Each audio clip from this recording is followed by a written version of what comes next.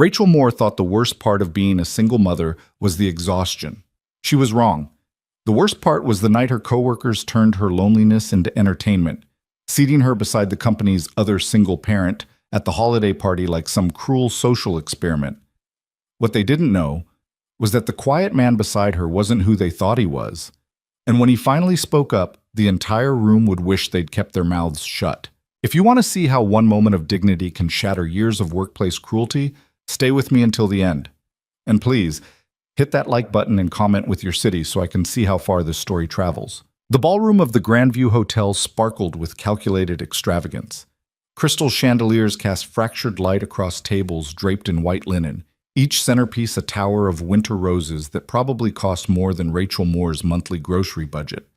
She stood in the doorway, one hand clutching her plain black purse, the other smoothing down the simple navy dress she'd worn to 3 weddings and a funeral. Around her, Hartwell and Associates employees laughed and mingled in their designer clothes, their voices bright with the particular energy that came from open bars and year-end bonuses. Rachel was 40 minutes late. Again. It wasn't intentional. It never was. Her daughter Maya's babysitter had been late.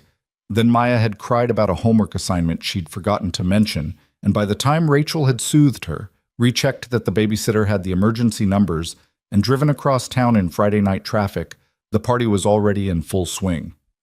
She could have skipped it entirely. Should have, probably.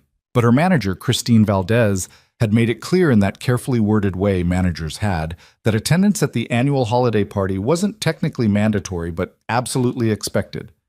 It's important for team bonding, Christine had said, her smile not quite reaching her eyes. We notice who shows up. So here Rachel was, scanning the sea of familiar faces for an empty seat, trying to ignore the way conversation seemed to pause as she passed, the way eyes tracked her movement across the room. "Rachel, over here!" She turned to see Christine waving from a table near the center of the room, her red dress vibrant against the white decor. Relief flooded through Rachel as she made her way over, weaving between tables and dodging servers with trays of champagne. But as she got closer, something in Christine's expression made her slow down. It was a particular kind of smile, bright and sharp at the same time, like light reflecting off broken glass. "We saved you a seat," Christine said, gesturing to an empty chair. "Right next to Ethan." Rachel's gaze followed Christine's gesture to the man sitting alone at the end of the table. Ethan Cole from Facilities Management. She'd seen him around, quiet, maybe mid-40s, usually in work clothes, even when everyone else dressed business casual.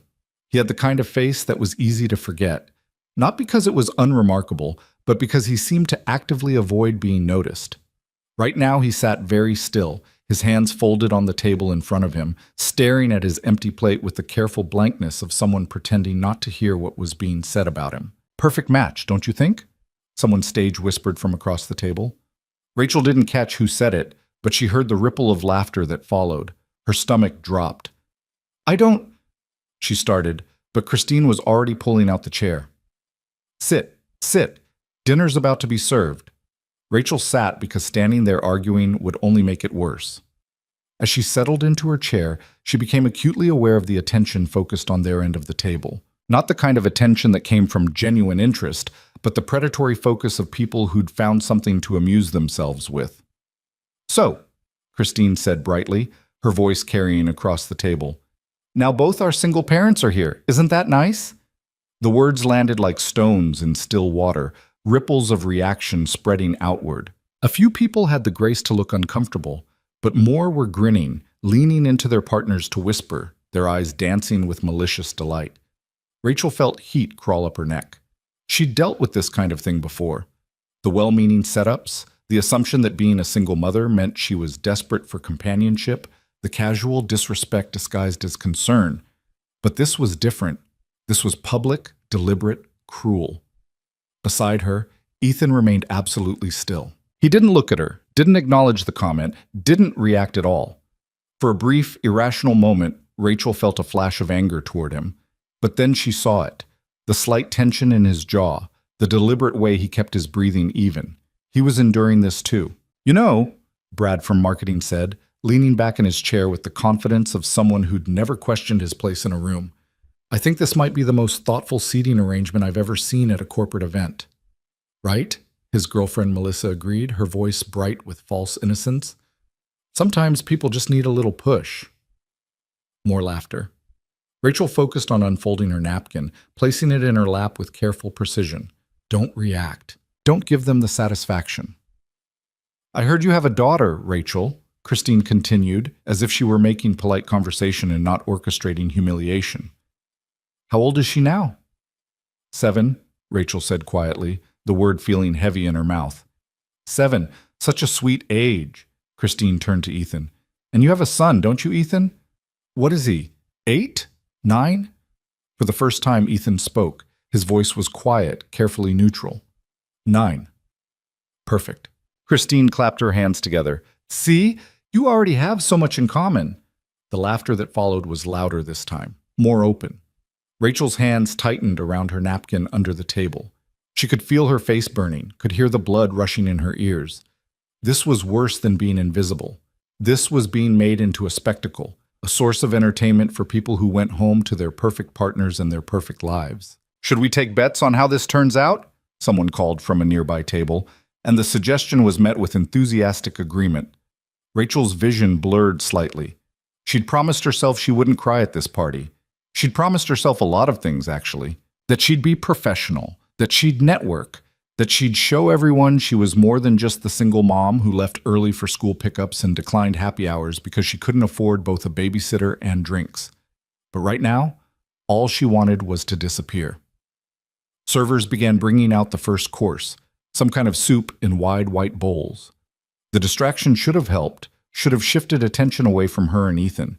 Instead, it seemed to embolden people. You know what? Brad said, loud enough for half the room to hear. I think we should make this official. Someone grab a photographer. Oh my God, yes. Melissa was already pulling out her phone. We need to document this. That's really not necessary, Rachel said, trying to keep her voice steady. Come on, don't be shy. Christine leaned across the table, her smile predatory. It's just for fun. But it wasn't fun. There was nothing fun about the way people were looking at them, nothing playful about the cruel edge beneath the laughter.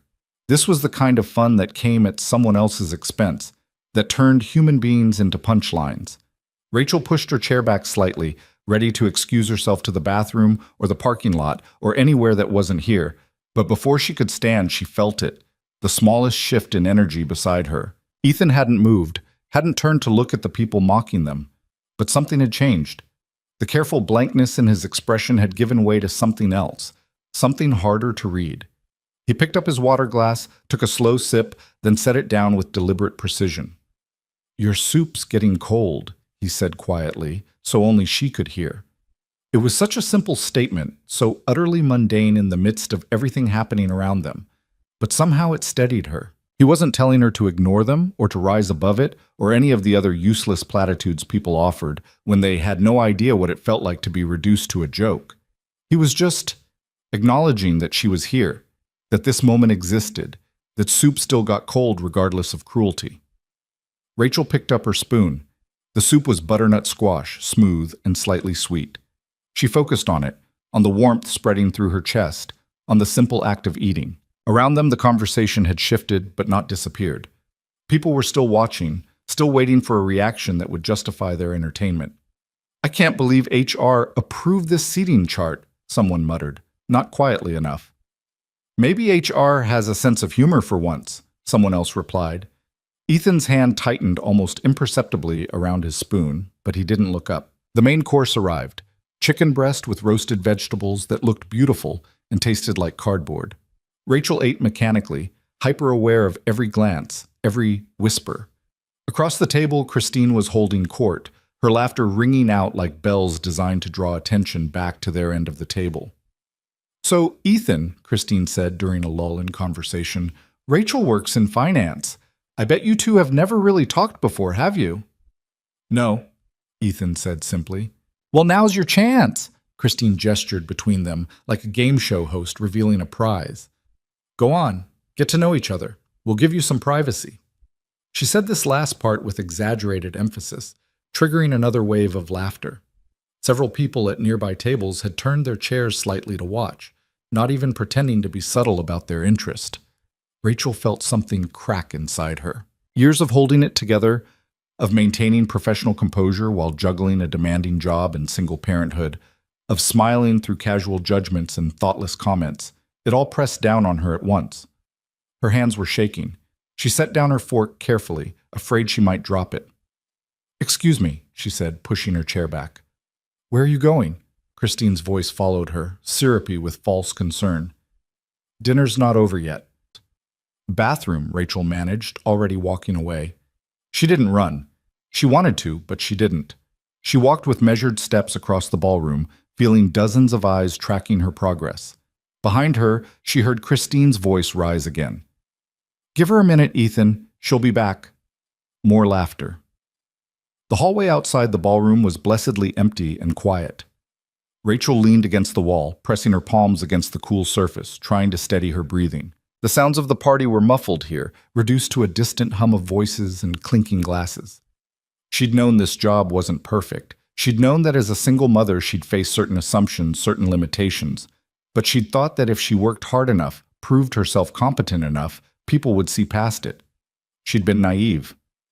Footsteps approached from the ballroom. Rachel straightened, preparing to paste on a smile and deflect whoever had come to check on her, or worse, to continue the joke in private. But it was Ethan. He stopped a respectful distance away, hands in his pockets, not quite meeting her eyes. For a long moment, neither of them spoke. Then he moved to lean against the wall a few feet from her, staring at the generic landscape painting hung across from them. "I'm not here to convince you to come back," he said quietly, "or to tell you it's not that bad, or that you should let it roll off your back." Rachel blinked, surprised by the directness of it. "I'm just—" He paused, seeming to choose his words carefully. "I've been the entertainment before. Different circumstances, but same feeling. So I thought you might want someone nearby who gets it. That's all." Something in Rachel's chest loosened slightly. She studied him properly for the first time that night. He had tired eyes, the kind that came from too many late nights and early mornings. His suit was clean but not expensive, worn at the cuffs in a way that suggested it was hauled out only for occasions like this. There were faint stains on his hands that looked like they might be permanent, paint or grease or something else that came from working with his hands. "How long have you worked at Hartwell?" she asked. 3 months, he said. "I'm in facilities, maintenance, repairs, that kind of thing." "I've seen you around. You fixed the copy machine on my floor last week." He nodded. "The one that kept jamming. Paper feed sensor was misaligned. You also replaced the light fixture in the women's bathroom. The ballast was shot. Fire hazard waiting to happen." There was something calming about this exchange, simple, factual, grounded in the mundane reality of building maintenance. It was so far removed from the performance happening in the ballroom that Rachel felt herself breathing easier. "Your daughter," Ethan said. "Does she know you're here tonight?" Rachel smiled despite everything. "She knows I'm at the boring work party. I promised to bring her back a dessert if they had anything good. My son thinks I'm at a meeting, which technically isn't wrong, but I didn't correct him." Ethan's expression softened slightly. "He hates it when I'm gone in the evenings. We have this routine, pizza and a movie on Friday nights. I missed it for this." "Maya and I do breakfast for dinner on Fridays," Rachel said. "Pancakes shaped like animals. She's very particular about getting the ears right. Lucas is into dinosaurs right now. Everything has to be dinosaur-themed. Dinosaur lunchbox, dinosaur backpack, dinosaur pajamas. Maya's stuck on unicorns, unicorn everything. I tried to explain that real horses are actually very cool, but apparently reality is not as interesting as sparkles and rainbows." They both smiled at that. Real smiles, not the strained expressions they'd worn in the ballroom. For a moment, the absurdity of the evening faded into the background, replaced by the simple shared experience of being parents who understood what it meant to build a life around someone small and entirely dependent on you. "We should probably go back in," Rachel said, though she made no move toward the door.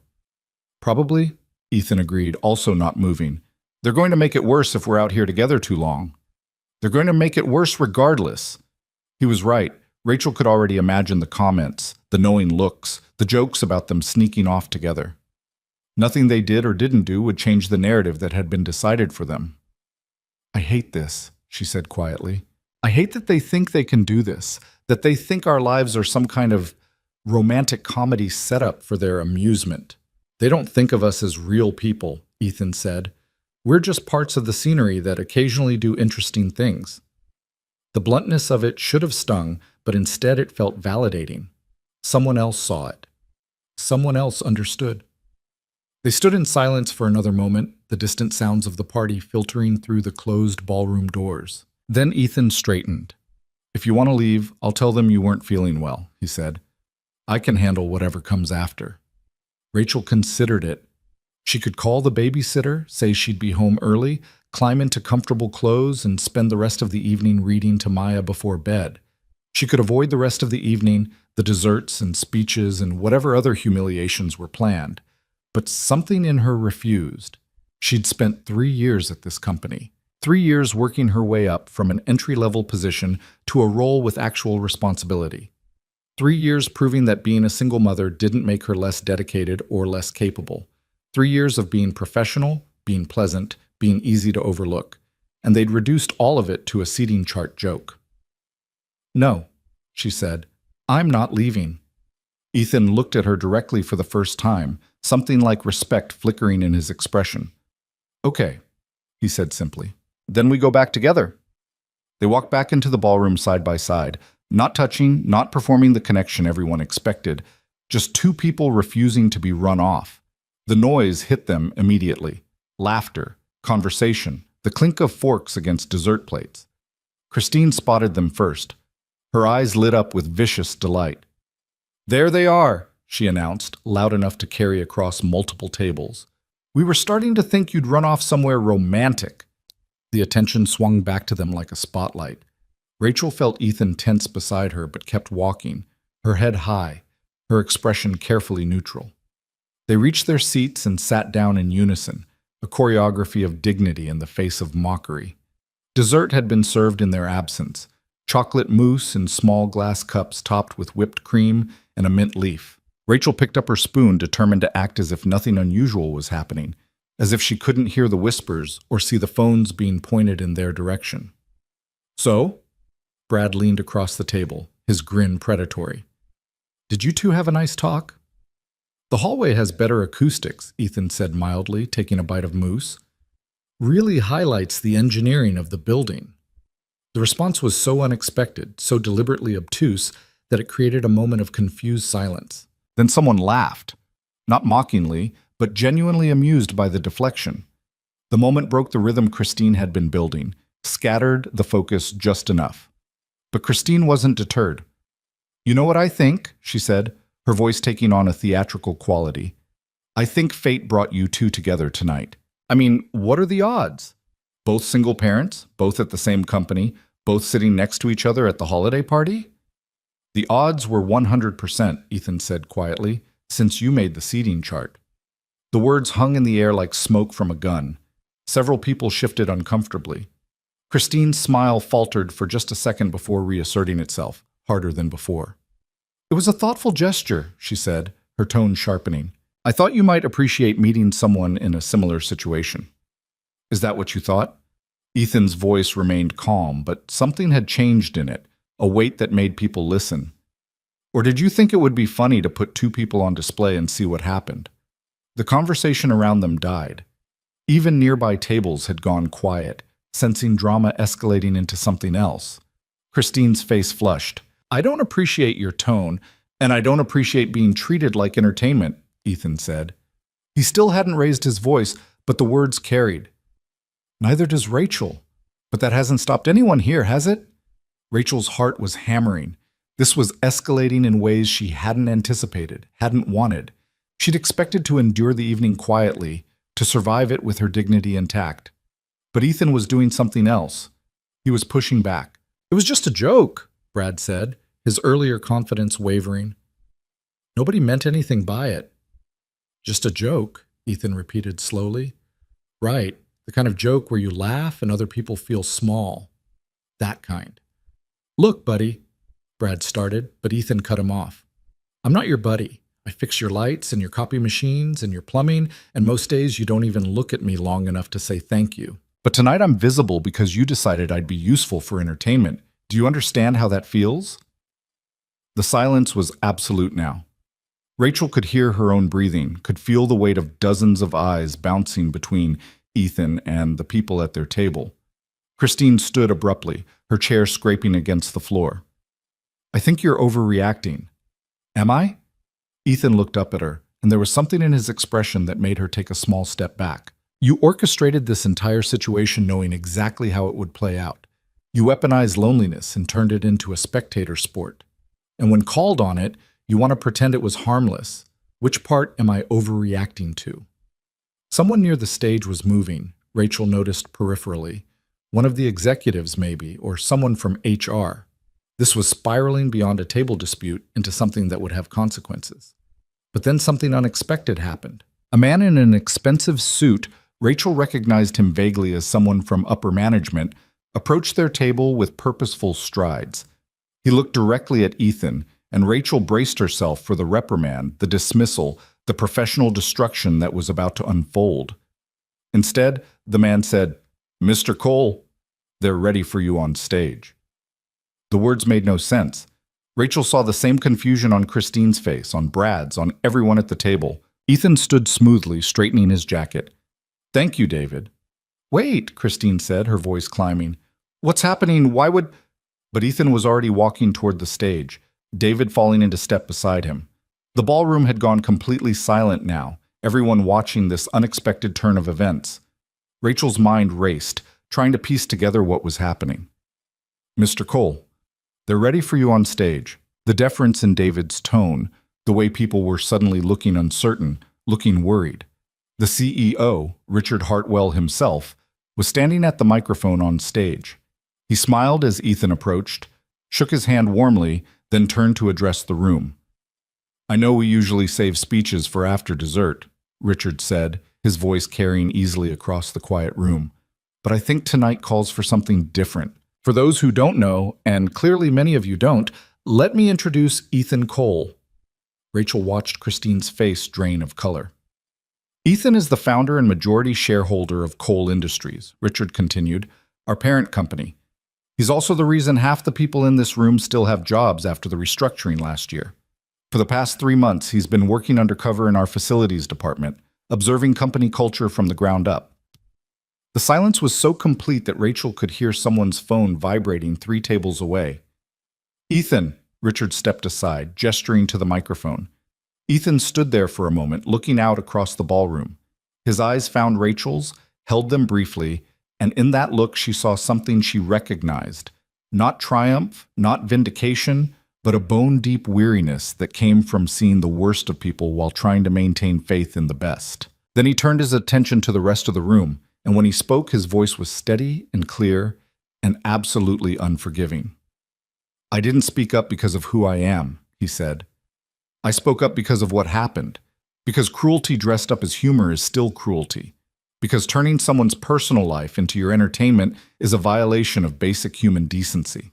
He paused, letting the weight of those words settle over the room like snow.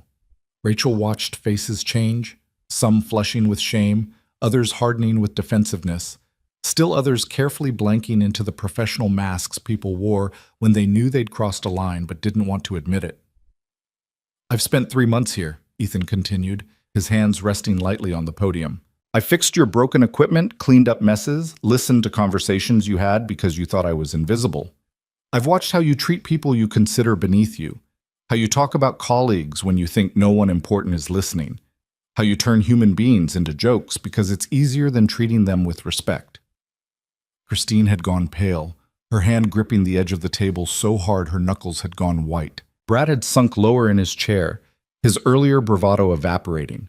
Around the room, people were exchanging glances, silently calculating how much trouble they might be in, how many of their careless comments might have been overheard.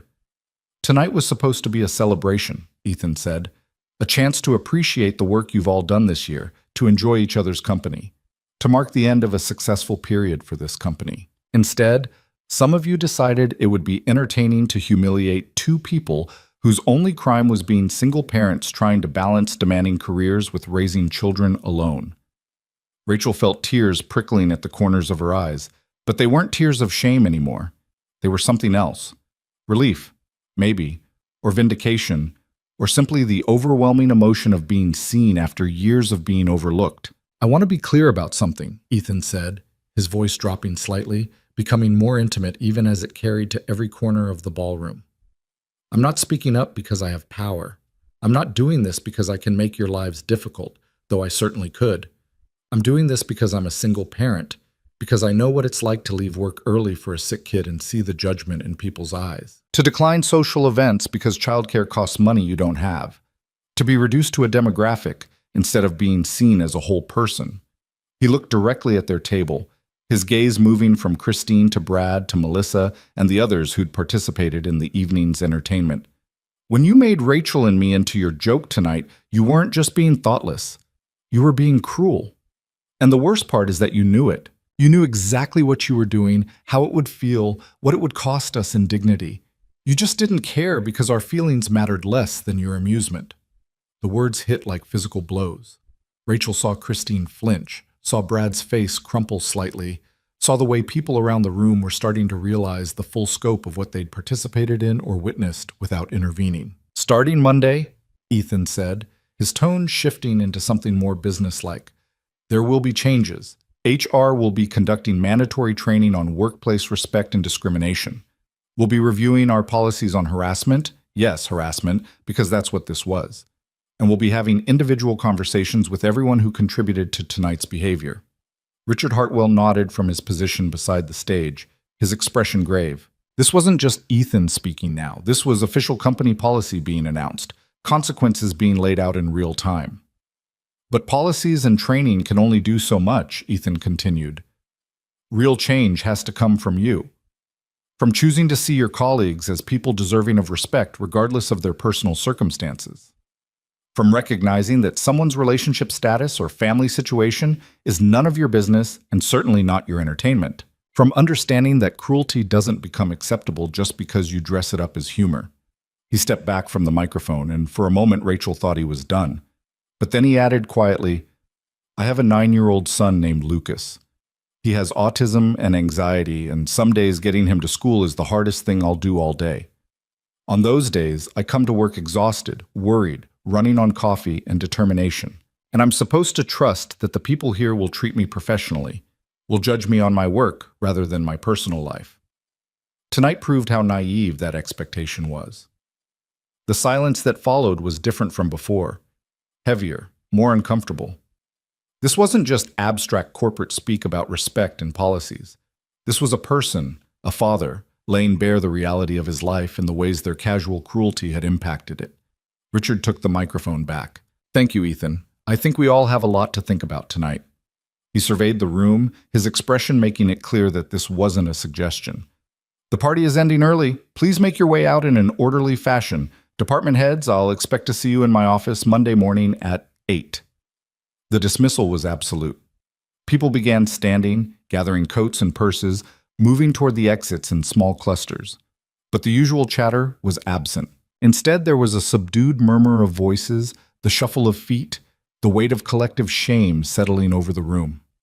Ethan descended from the stage, David walking beside him and speaking in low tones that Rachel couldn't hear.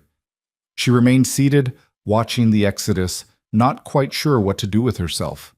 Around her, the table had emptied quickly. Christine had disappeared immediately, Brad and Melissa close behind her, others scattering like startled birds. She should leave too. Should collect her coat, walk to her car, drive home to Maya. The evening was over, the spectacle concluded. But her legs felt unsteady, and her mind was still catching up with everything that had just happened. Rachel? She looked up to find Ethan standing beside the table, his earlier composure showing signs of wear around the edges. Up close, she could see the tension in his shoulders, the tightness around his eyes that spoke of stress held carefully in check. Are you okay? He asked. The question was so unexpected that she almost laughed. He just revealed himself as the owner of the parent company, delivered a speech that would undoubtedly change careers and possibly cost people their jobs, and he was asking if she was okay. I don't know, she said honestly. Are you? He pulled out the chair beside her and sat down, suddenly looking very tired. No, but I've been not okay for a while now, so at least it's familiar territory. Around them, the ballroom continued to empty. Servers had begun clearing tables, moving efficiently through the space with the practiced invisibility of people who'd witnessed countless corporate events and their associated dramas. The music had been turned off, leaving only the ambient sounds of cleanup and departure. "You didn't have to do that," Rachel said. "Speak up, I mean. You could have just let it happen and dealt with it quietly later." "I could have," Ethan agreed. "But I was tired of watching people get away with this kind of thing. Tired of seeing good people get ground down by casual cruelty. Tired of being invisible unless someone needed their plumbing fixed." "You were never going to stay invisible," Rachel said. "Not really. They would have found out eventually who you were." "True. But I wanted to see what this place was really like first. What people were like when they thought there were no consequences." He leaned back in his chair, staring up at the chandelier above them. "Turns out my instincts were right. There were problems in the culture. Big ones." Rachel thought about her 3 years at Hartwell and Associates, about the small indignities and casual disrespect she'd endured and dismissed as just part of working life. The comments about leaving early for school pickups. The assumptions that she wasn't committed because she had a child. The way she'd been passed over for projects that required evening meetings or travel. She'd told herself it was just how things were, that she needed to work harder to prove herself. But maybe the problem wasn't her. Maybe it had never been her. "What happens now, what?" she asked. "Now?" Ethan rubbed his face with both hands. "Now HR starts investigating.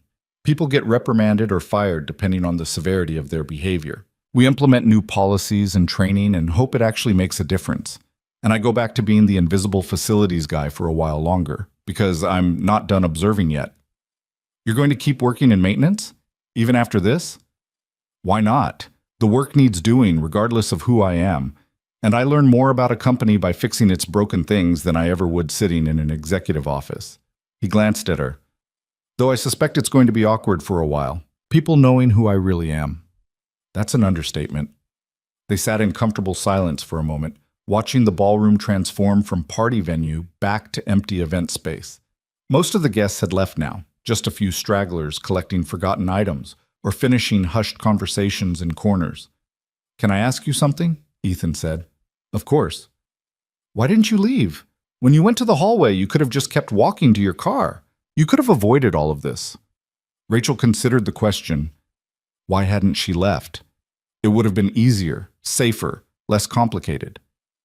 "I guess I was tired too," she said finally. "Tired of running from uncomfortable situations. Tired of letting other people's cruelty dictate my actions. Tired of feeling like I had to apologize for being a single mother." She looked at him directly. "And maybe tired of being alone in all of it." Something shifted in Ethan's expression. Recognition, perhaps, or understanding. "Yeah, that part is hard. Being the only one who sees what's happening, who feels what you're feeling." "Until tonight," Rachel said. "Tonight I wasn't alone." "No," he agreed quietly. "You weren't." The moment stretched between them, not romantic but deeply human. Two people recognizing each other across the distance of their separate struggles. Then Rachel's phone buzzed in her purse, breaking the spell. She pulled it out to find a text from her babysitter. "Maya's asking when you'll be home. She wants to show you something." Reality reasserted itself. She had a daughter waiting, a life beyond this ballroom and its dramas. "I need to go," she said, standing and gathering her purse and coat. Ethan stood as well. "Of course. I didn't mean to keep you." "You didn't keep me. I just need to get home to Maya. And I should check on Lucas. He'll be asleep by now, but I always look in on him when I get home. Make sure he's covered, that his nightlight's still on." Ethan smiled slightly. Single-parent rituals. "The late-night check," Rachel nodded. "Making sure they're still breathing, still safe, still there. Even though they always are. Even though." They walked together toward the exit, their footsteps echoing in the mostly empty ballroom. Near the doors, Richard Hartwell was speaking with David and a woman Rachel recognized from HR. Richard looked up as they approached, his expression concerned. "Rachel, I want to apologize," he said immediately. "What happened tonight was completely unacceptable, and it happened on my watch. I take full responsibility." Rachel wasn't sure how to respond. Richard Hartwell was the CEO, a man whose decisions affected hundreds of employees, and he was apologizing to her directly. I appreciate that, she said carefully. But the people who owe me an apology are the ones who turned my personal life into entertainment. Agreed, and they will apologize, formally and in writing, after we've completed our investigation. Richard's tone left no room for argument. But as the leader of this company, I should have created a culture where this kind of behavior was unthinkable. That I didn't is my failure. Ethan had remained silent during this exchange, but now he spoke. Richard runs a good company. Tonight was a failure of middle management, not leadership. With respect, Ethan, they're my middle managers. I hired them, I promoted them, I trusted them to maintain standards. Richard shook his head. Tomorrow I'll be reviewing personnel files and performance evaluations. Some positions may be changing. The implication was clear. Christine, at minimum, was likely facing serious consequences. Possibly Brad and others who'd participated actively in the evening's cruelty. Rachel felt a complicated mix of emotions about that. Satisfaction that there would be accountability, but also a strange sadness that it had come to this. I'll see you Monday, Richard, Ethan said, effectively ending the conversation. Rachel, I'll walk you to your car if that's all right. She nodded, and they left the hotel together, stepping out into the cold December night. The parking lot was half empty now, most of the party guests having fled. Their breath made small clouds in the freezing air. I'm that way, Rachel said, pointing toward the far end of the lot where she'd been forced to park when she arrived late. I'll walk with you. They moved through the rows of cars in silence, the muffled sounds of the city distant around them. Rachel's mind was churning, processing everything that had happened, everything that would happen next. Monday would be complicated. People would whisper, speculate, judge. Some would resent her for being part of the reason their colleagues got in trouble. Others would pity her for being publicly humiliated. But she'd survived worse. She'd survived her ex-husband walking out when Maya was 2, leaving her with a toddler and a mortgage and no support. She'd survived the judgment of her own family, who thought she should have tried harder to make the marriage work. She'd survived rebuilding her entire life from scratch, while maintaining her career and raising a daughter who deserved better than the hand she'd been dealt. She could survive this too. Here, she said, stopping beside her sensible sedan, 6 years old, reliable, nothing special but hers, and paid off. Ethan stood a respectful distance away, hands in his pockets against the cold. Drive safe. The roads might be icy. You too. She hesitated, then added, Thank you for what you did in there, for standing up when you didn't have to. I did have to, Ethan said simply. I couldn't not. Does that make sense? It did. Some things you couldn't walk away from, couldn't ignore, couldn't pretend weren't happening even when it would be easier to stay silent. Rachel unlocked her car and opened the driver's door, but she didn't get in yet. There was something else she needed to say, though she wasn't quite sure how to phrase it. The seating chart, she said finally. Christine was wrong about a lot of things tonight, but she wasn't entirely wrong about us having things in common. Ethan tilted his head slightly, listening. I mean, we are both single parents. We do both understand what it's like to balance everything alone. And maybe, she paused, feeling her way through the thought, maybe it wouldn't be the worst thing to know someone who gets that. Not romantically, she added quickly, just as someone who understands. Like a friend, Ethan said.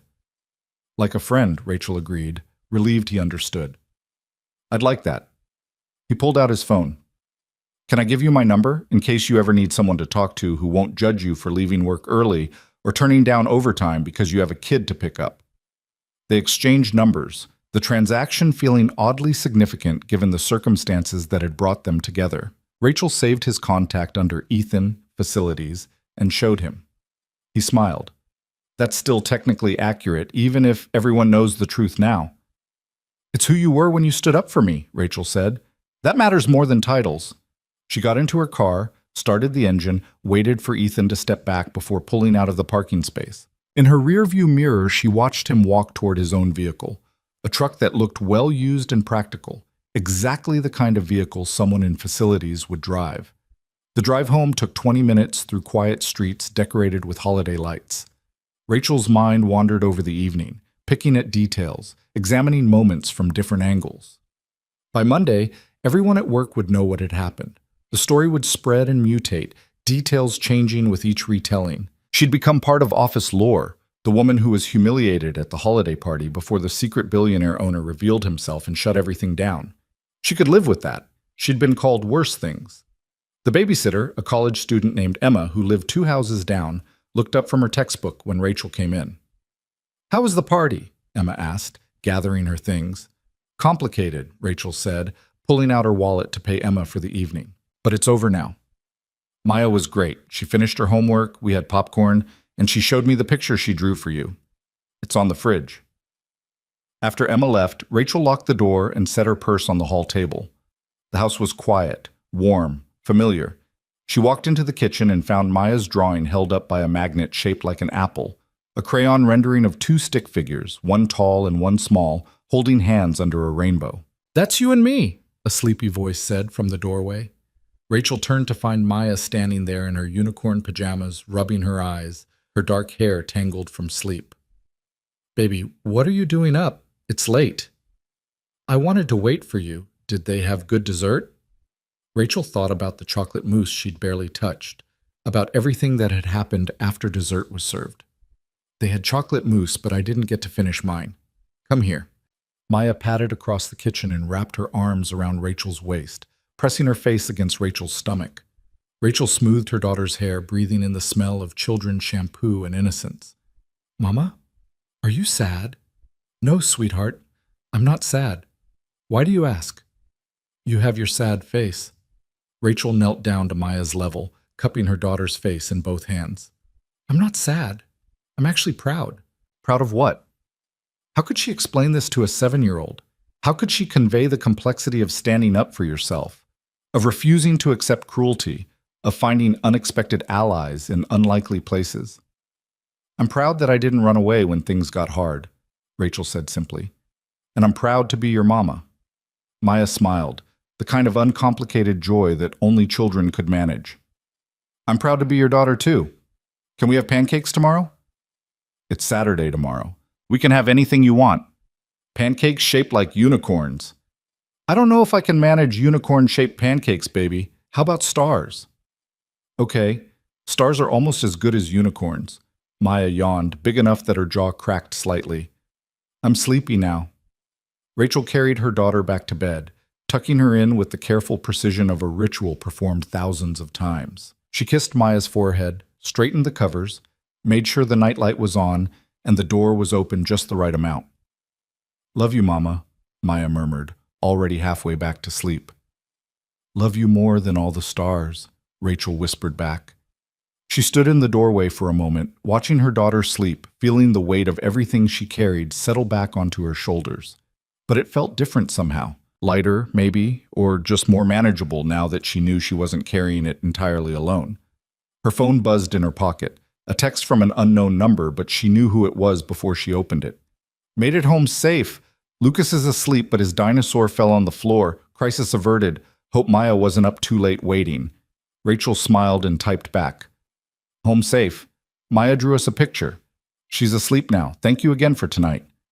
The response came quickly. "Nothing to thank me for. See you Monday." Monday, 2 days away. 2 days to prepare for whatever came next, to steel herself against whispers and stares and the uncomfortable aftermath of public drama. But she'd faced worse with less support. Rachel changed into comfortable clothes, washed her face, went through the mundane rituals of getting ready for bed. But sleep felt far away, her mind too active, too full of thoughts spinning in circles. She made chamomile tea and sat at the kitchen table, Maya's drawing still on the fridge, the house settling into its nighttime quiet around her. Through the window, she could see holiday lights twinkling on neighboring houses, cheerful in the darkness. Her phone buzzed again. Not Ethan this time, but Christine. "Rachel, I need to talk to you. Can you call me?" Rachel stared at the message for a long moment. She could ignore it, delete it, pretend she never saw it. But something made her tap Christine's number, raise the phone to her ear, listen to it ring. "Rachel?" Christine's voice was rough, like she'd been crying. "Thank you for calling. I wasn't sure you would." "I almost didn't. I don't blame you." A pause, the sound of Christine taking a shaky breath. I need to apologize. What I did tonight was inexcusable. I humiliated you publicly. I violated your privacy. I treated you like you were less than human. And I'm sorry. The apology sounded genuine, but Rachel had heard enough hollow apologies in her life to be wary. Why did you do it? I don't know. That's the truth. I don't have a good reason. I thought it would be funny, I guess. I thought people would laugh and you'd just deal with it. I didn't think about how it would feel from your perspective. Christine's voice cracked. But that's not an excuse. I should have thought about it. I should have been better. Rachel took a sip of tea, letting the silence stretch. She wasn't going to make this easy. I'm probably going to be fired, Christine continued. Richard called me after the party ended. I have a meeting with him and HR on Monday morning. And honestly, I deserve it. What I did was harassment. I created a hostile work environment. I betrayed the trust he placed in me as a manager. Yes, Rachel said simply. You did all of those things. I know, and I know an apology doesn't fix it. I know you have every right to hate me, but I needed you to know that I see it now. I see what I did and how wrong it was, and I'm going to have to live with that. Rachel set down her tea, staring at the drawings and papers held to her fridge by mismatched magnets, the physical evidence of the life she'd built for herself and Maya, despite everything. I don't hate you, Christine, she said quietly. I'm angry, and I'm hurt, and I don't trust you anymore. But I don't hate you. That's more grace than I deserve. Maybe, but I don't have the energy to hate you. I have a daughter to raise and a job to do and a life to live. Hating you would just take up space I don't have to spare. Christine made a sound that might have been a sob or a laugh or both. You're a better person than I am.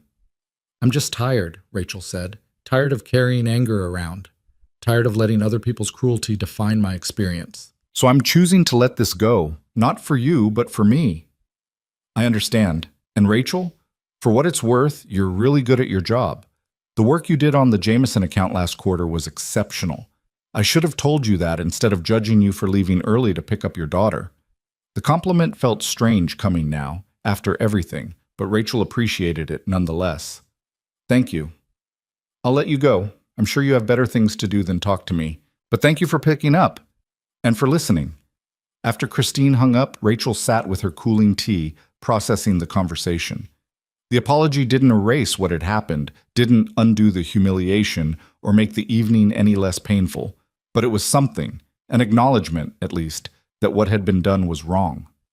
Her phone buzzed one more time. Ethan again.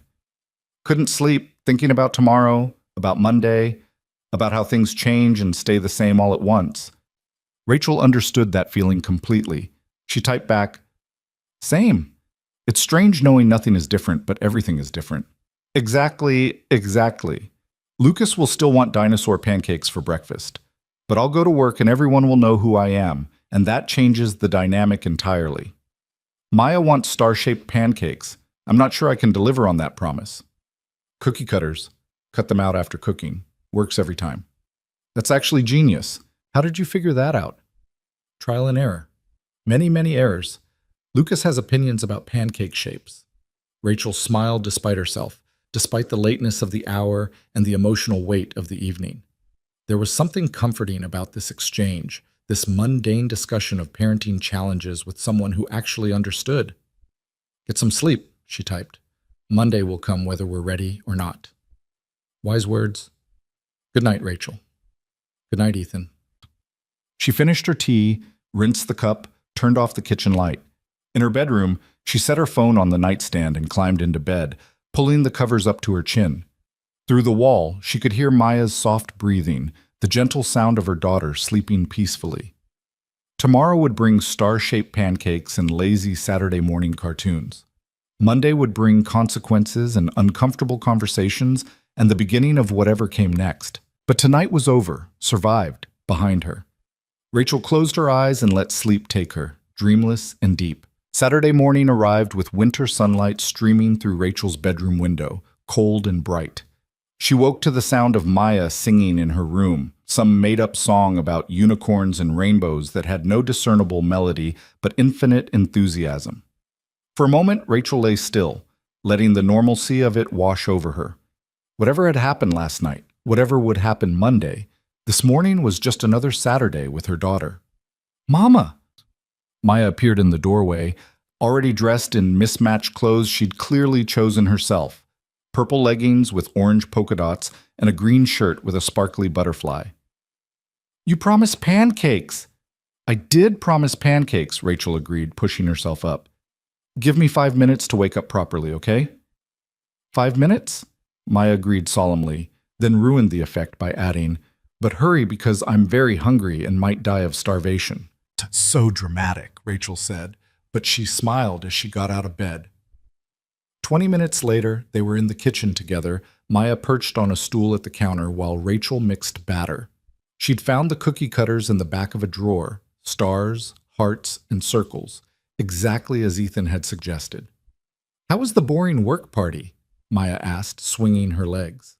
Rachel poured batter onto the griddle, watching it spread and bubble. How did you explain to a 7-year-old that the boring work party had turned into a public confrontation that would change the dynamics of your workplace forever?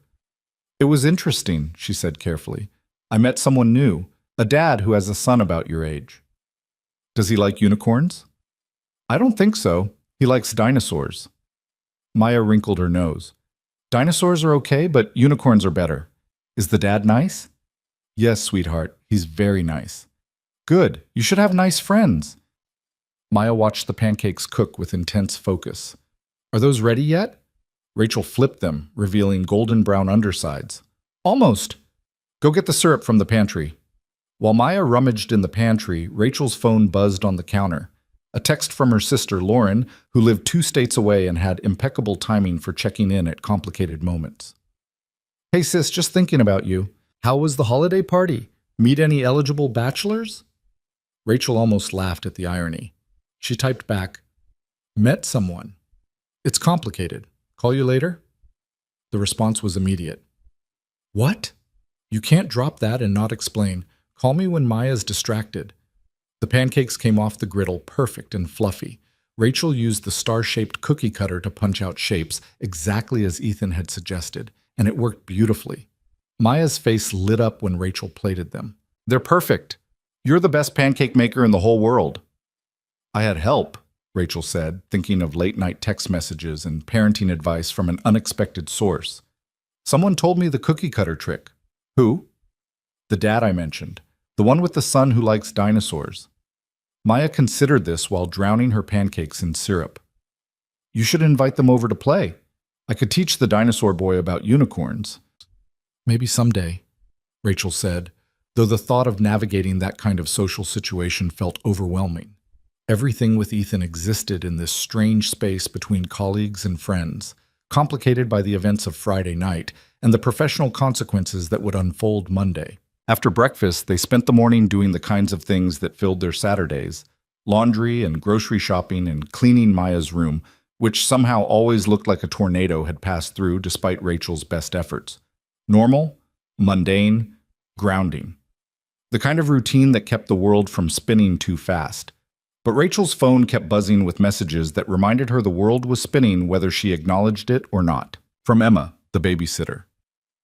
My roommate's mom works at Hartwell.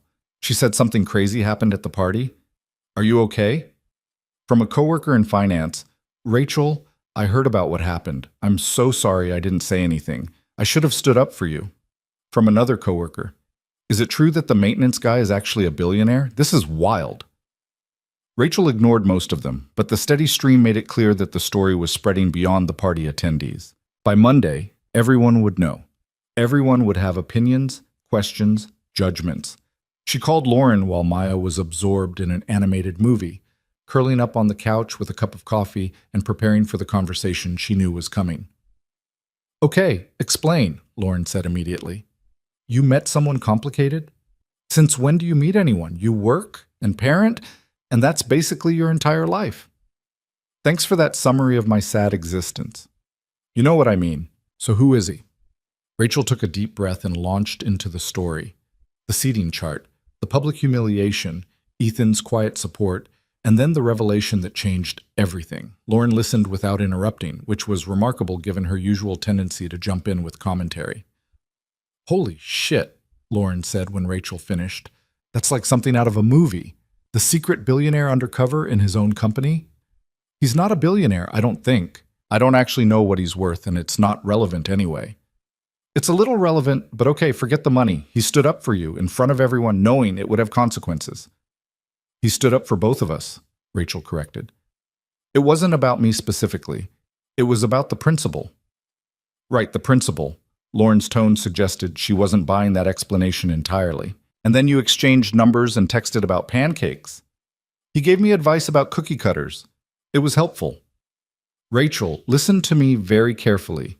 This man defended your dignity, revealed his secret identity like some corporate superhero, and then texted you parenting tips at midnight. Do you understand what that means? That he's a nice person who also happens to be a single parent? Lauren groaned. You're being deliberately obtuse. He likes you. He doesn't like me. We barely know each other. We just happened to be thrown together by a cruel seating chart and shared an unpleasant experience. And then kept talking afterward. And then texted. And then gave each other advice about pancakes. Lauren paused. When was the last time you let yourself consider the possibility that someone might be interested in you? Rachel felt her chest tighten. I don't have time for this conversation. Which is exactly why we need to have it. You've been alone for 5 years. 5 years of throwing everything into being a mom and building your career and never, ever letting yourself want anything for yourself. I have Maya. I have my job. That's enough. Is it? Lauren's voice gentled. I'm not saying you need a man to be complete or any of that patriarchal garbage. I'm saying you're allowed to want companionship. You're allowed to be lonely. You're allowed to let someone in.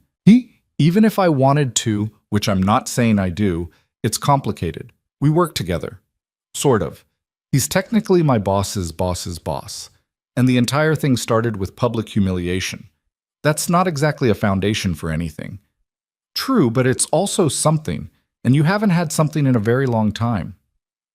After they hung up, Rachel sat with her cooling coffee, staring at the television where animated characters sang about friendship and adventure. Maya was completely absorbed, mouthing along with words she'd memorized from countless viewings. Was Lauren right? Had Rachel closed herself off so completely that she couldn't recognize genuine connection when it appeared? Or was she being sensible, protecting herself and Maya from the complications that came with letting someone new into their carefully balanced life? Her phone buzzed again.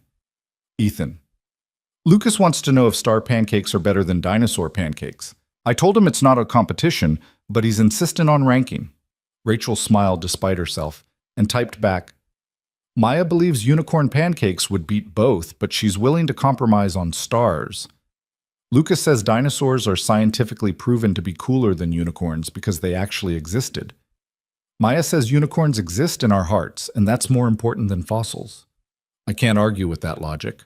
Neither can I, which is how I end up with unicorn everything. There was a pause, and then, this is nice, just talking about kid stuff with someone who gets it. Rachel stared at those words, feeling something shift in her chest. Yes, she typed back. It is. The rest of Saturday passed quietly, but Sunday brought a new complication. Rachel was folding laundry while Maya practiced writing her spelling words when her phone rang with a number she didn't recognize. She almost let it go to voicemail, but something made her answer. Rachel Moore, this is David Chen from Cole Industries. We met briefly Friday night. Rachel's stomach dropped. Yes, I remember. I'm calling because Mr. Cole wanted me to reach out to you personally. There's going to be a formal investigation starting Monday into the events at the holiday party. HR will need to interview you about what happened. I wanted to give you advance notice and let you know that you're not in any trouble. You're a witness, not a subject of the investigation. I understand. The interview will probably take about an hour. We'll ask you to describe what happened, who was involved, what was said. It may be uncomfortable to revisit, but your testimony is important for ensuring appropriate action is taken. David's voice was professional, but not unkind. If you need any accommodations, time off, a support person present during the interview, anything, please let me know. I'll be fine, Rachel said, though she wasn't entirely sure that was true. When should I expect to be called? Probably Monday afternoon. We're starting with the people who were most directly involved. You, Mr. Cole, and the employees who participated in the harassment. After David hung up, Rachel sat with the phone in her lap, the pile of unfolded laundry forgotten. An investigation. Formal interviews. Official consequences. This was really happening, the full machinery of corporate accountability grinding into motion. She texted Ethan, "David Chen just called. They're doing formal interviews Monday." The response came quickly. "I know. I'm sorry you have to go through this again. If you need anything, let me know." "Will you be there? At the interview?" "No, I'll give my statement separately. They want to avoid any appearance of influence or coordination between witnesses." That made sense, but it also meant Rachel would be facing this alone. Walking into an HR conference room, recounting the evening's humiliation to strangers who would be taking notes and recording her words for the official record. She could do this. She'd done harder things. But that didn't make it any less daunting. Sunday evening, after Maya was in bed, Rachel laid out her clothes for Monday with extra care. She chose a gray suit that was professional without being severe, paired with a blue blouse that Maya had once said made her eyes pretty. Armor for whatever the day would bring. She tried to sleep, but her mind wouldn't quiet, running through possible scenarios and conversations. What if people blamed her? What if they thought she'd overreacted, that she should have just laughed it off? What if her standing up for herself, or rather Ethan standing up for both of them, cost other people their jobs and they resented her for it? Around midnight, she gave up on sleep and went to the kitchen for chamomile tea. Her phone was on the counter, and she found herself opening her messages with Ethan, reading back through their exchanges. Pancake advice and parent commiseration and small moments of connection that felt significant out of proportion to their brevity. She typed without letting herself overthink it. "Can't sleep. Tomorrow feels very large." The response came almost immediately. "Same. Lucas had a nightmare, so I'm up anyway. Tomorrow is large, but we've both handled large things before. Alone, though, we handled them alone. Not this time." Those 3 words settled something in Rachel's chest. Not this time. She didn't have to carry this alone, didn't have to face the aftermath without support. Someone understood. Someone cared. "Thank you," she typed, "for everything. For Friday night, and for this. Nothing to thank me for. Get some sleep if you can. Tomorrow we just have to get through it, 1 hour at a time."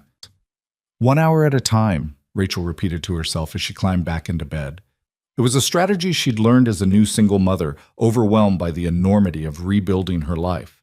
Don't think about the whole day, don't think about the whole week. Just get through the next hour, then the next, then the next. She could do that. Monday morning arrived cold and gray, the kind of weather that matched Rachel's mood perfectly. Maya was cranky about getting dressed, cranky about breakfast, cranky about everything in the way she sometimes got when she picked up on Rachel's stress without understanding its source. "Why are you sad-faced again?" Maya asked over her cereal. "I'm not sad, baby, just thinking about work stuff." "Is it boring work stuff or scary work stuff?" Rachel paused, struck by her daughter's perceptiveness. "A little bit scary, but I'll be okay." "Do you want to bring Mr. Snuffles?" Maya offered, holding up her favorite stuffed elephant. "He makes me feel better when I'm scared." "That's very sweet, but I think Mr. Snuffles should stay here with you. He has an important job protecting your room." "Okay, but if you get too scared, you can call me and I'll tell you it's going to be fine." "Deal," Rachel said, her heart squeezing with love for this small person who was wise beyond her years. The drive to work felt longer than usual, every red light a small eternity. Rachel had arrived early, deliberately early, wanting to get to her desk before the office filled up, before she had to face the curiosity and questions she knew would be waiting. But the parking lot was already half full when she pulled in, and as she walked through the lobby, she could feel eyes on her. The security guard at the desk, usually friendly and chatty, gave her a solemn nod instead of his usual greeting. The receptionist looked up, then quickly looked away, suddenly very interested in her computer screen. Rachel kept walking, her heels clicking on the polished floor, her head high even as her stomach churned. The elevator ride to the 5th floor felt interminable, classical music playing softly while she stared at the floor numbers climbing. When the doors opened, she stepped into a finance department that had gone conspicuously quiet. People were at their desks, but instead of the usual Monday morning bustle, coffee being made, weekend stories being shared, the gradual ramp up into the work week, there was an unnatural hush. She walked to her cubicle, aware of sidelong glances and hastily averted eyes. No one said good morning. No one acknowledged her at all. It was like being invisible, except she could feel their awareness of her like static electricity in the air. Rachel set down her bag, turned on her computer, and took a deep breath. She could do this, 1 hour at a time. Her email inbox was full, mostly work-related messages, but buried among them were several personal notes, from colleagues apologizing for not speaking up, from people asking if she was okay, from a few offering support in vague, non-committal ways that wouldn't cost them anything politically. She was reading through them when a shadow fell across her cubicle entrance. She looked up to find Marcus Chen from accounting, one of the few people she'd always gotten along with. "Hey, Rachel," he said quietly. "I just wanted to say I'm sorry about Friday. I saw what was happening and I should have said something. I didn't, and that was wrong." The apology was so direct, so genuine, that Rachel felt tears prickling at her eyes. "Thank you, Marcus. That means a lot. If you need anything this week, someone to eat lunch with, someone to run interference with the gossip, I'm here, okay?" "Okay." After Marcus left, 2 more people stopped by her cubicle with similar messages. Small gestures, but they helped. Not everyone had participated in Friday's cruelty. Not everyone thought what had happened was acceptable. At 10 o'clock, her phone rang. The HR extension. "Rachel Moore? This is Jennifer Wu from Human Resources. We're ready for your interview whenever you can come down to the 2nd floor. Conference room B. I'll be right there." Rachel saved her work, locked her computer, and made the long walk to the elevators. Her hands were shaking slightly as she pressed the button for the 2nd floor. This was it. The formal reckoning. Conference room B was sterile and windowless, with a long table and uncomfortable chairs. Jennifer Wu was there along with another HR representative Rachel didn't recognize and someone from legal. They all stood when she entered, offering handshakes and strained professional smiles. "Thank you for coming, Rachel," Jennifer said. "Please, have a seat. Can we get you anything? Water? Coffee? Water would be good." Once they were all settled, Jennifer explained the process. They would ask questions about Friday evening. Everything would be recorded and transcribed. Rachel could take breaks if needed. She could have a representative present if she wished, though most employees didn't feel that was necessary. "I'm okay," Rachel said. "Let's just get through this." And so she recounted it all. The seating chart, the jokes and whispers, the way Christine had orchestrated the entire situation, the escalating comments from Brad and Melissa and others, the feeling of being on display, of being reduced to entertainment, Ethan's quiet support in the hallway, the confrontation at the table, the revelation on stage. She tried to be factual, to describe what happened without editorializing, but her voice shook when she talked about the moment she'd escaped to the hallway, about feeling humiliated and powerless. "Can you identify everyone who participated in making comments?" the legal representative asked. Rachel named names. Christine, obviously. Brad and Melissa. 3 or 4 others from their table. A couple people from nearby tables who joined in the commentary. "And in your assessment, was this behavior isolated to Friday evening or part of a broader pattern?" Rachel paused, considering. "I've experienced smaller incidents before. Comments about leaving early for school pickup. Assumptions that I'm not as committed because I'm a single parent. But Friday was different. It was public and deliberate and cruel in a way the other incidents weren't." They asked more questions. About specific comments. About whether she'd reported previous incidents. About how the experience had affected her. An hour turned into 90 minutes. Rachel's water glass was refilled twice. Finally, Jennifer closed her notebook. "I think we have everything we need. Thank you for being so forthcoming, Rachel. I know this wasn't easy. What happens now?" "We complete our interviews with all parties involved. Then we prepare a report for senior leadership with recommendations for disciplinary action. The process should be complete by the end of the week. And in the meantime? In the meantime, you go back to your normal duties. If anyone harasses you or retaliates in any way, you report it to me immediately." Jennifer's expression was serious. "We take this very seriously, Rachel. What happened Friday was completely unacceptable, and there will be consequences." Rachel left the conference room feeling drained, like she'd run a marathon. The emotional labor of reliving that evening, of naming names and describing cruelty in clinical detail, had taken more out of her than she'd expected. She stopped in the bathroom before heading back upstairs, splashing cold water on her face and taking several deep breaths.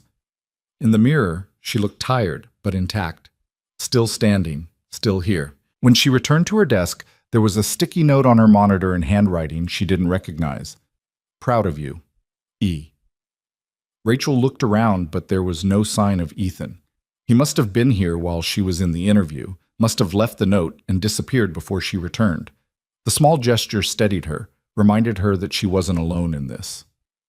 The afternoon crawled by. Rachel tried to focus on work, a quarterly report that needed finishing, expense reconciliations that couldn't wait, but her mind kept wandering. What were other people saying in their interviews? What would the final report conclude? Would Friday's perpetrators actually face meaningful consequences, or would this all blow over with a slap on the wrist and mandatory training that everyone would sleep through? At 3 o'clock, word spread through the office like wildfire. Christine had been escorted out of the building. Not fired, not yet, but placed on administrative leave pending the investigation's conclusion. Her office was being packed up by HR, her computer access revoked. Rachel watched through the glass walls as Christine's belongings were loaded into boxes. Part of her felt vindicated. Part of her felt sad. Mostly she felt tired. Her phone buzzed. Ethan. Finished my interview. How did yours go? Exhausting, but done. I heard about Christine. First of several, I imagine. Brad and Melissa are meeting with HR now. How are you holding up? There was a pause before his response came. Honestly, not great. I thought confronting this would feel better than it does. Instead, I just feel like I destroyed people's lives. Rachel understood that feeling, the weight of consequences, even deserved ones. You didn't destroy anything. They made choices. They're facing the results of those choices. I know. Doesn't make it easier. No, it doesn't. Another pause, then, can I ask you something potentially inappropriate? Rachel's heart rate picked up. Yes? Do you want to get coffee after work? Somewhere away from here where we can just talk without worrying about who's watching? It was such a simple request, but it felt momentous given everything happening around them. Coffee with Ethan would be noticed. People would talk. It would fuel speculation and gossip and judgment.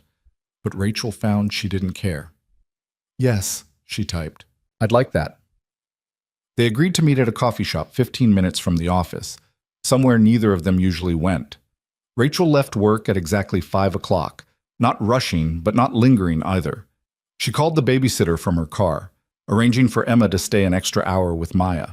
The coffee shop was warm and crowded with after-work traffic, people in business clothes unwinding over espresso and pastries. Rachel spotted Ethan in a back corner, already there with 2 cups in front of him. I took a guess, he said as she approached. Black coffee with 1 sugar? How did you know? You had coffee at the party. I noticed what you added to it before everything went sideways. Rachel slid into the seat across from him, accepting the cup. The coffee was exactly right. Not too hot, not too sweet, perfect for someone who needed comfort more than caffeine. For a moment they just sat there, 2 people who'd been through something intense together, not quite sure how to navigate what came next. This is strange, Ethan said finally, sitting here like normal people having coffee when everything feels so abnormal. Everything is abnormal, Rachel agreed, but coffee helps.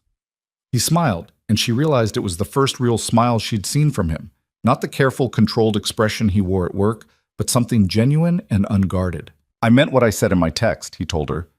I'm proud of you. For speaking up to HR, for not running away, for handling all of this with so much grace.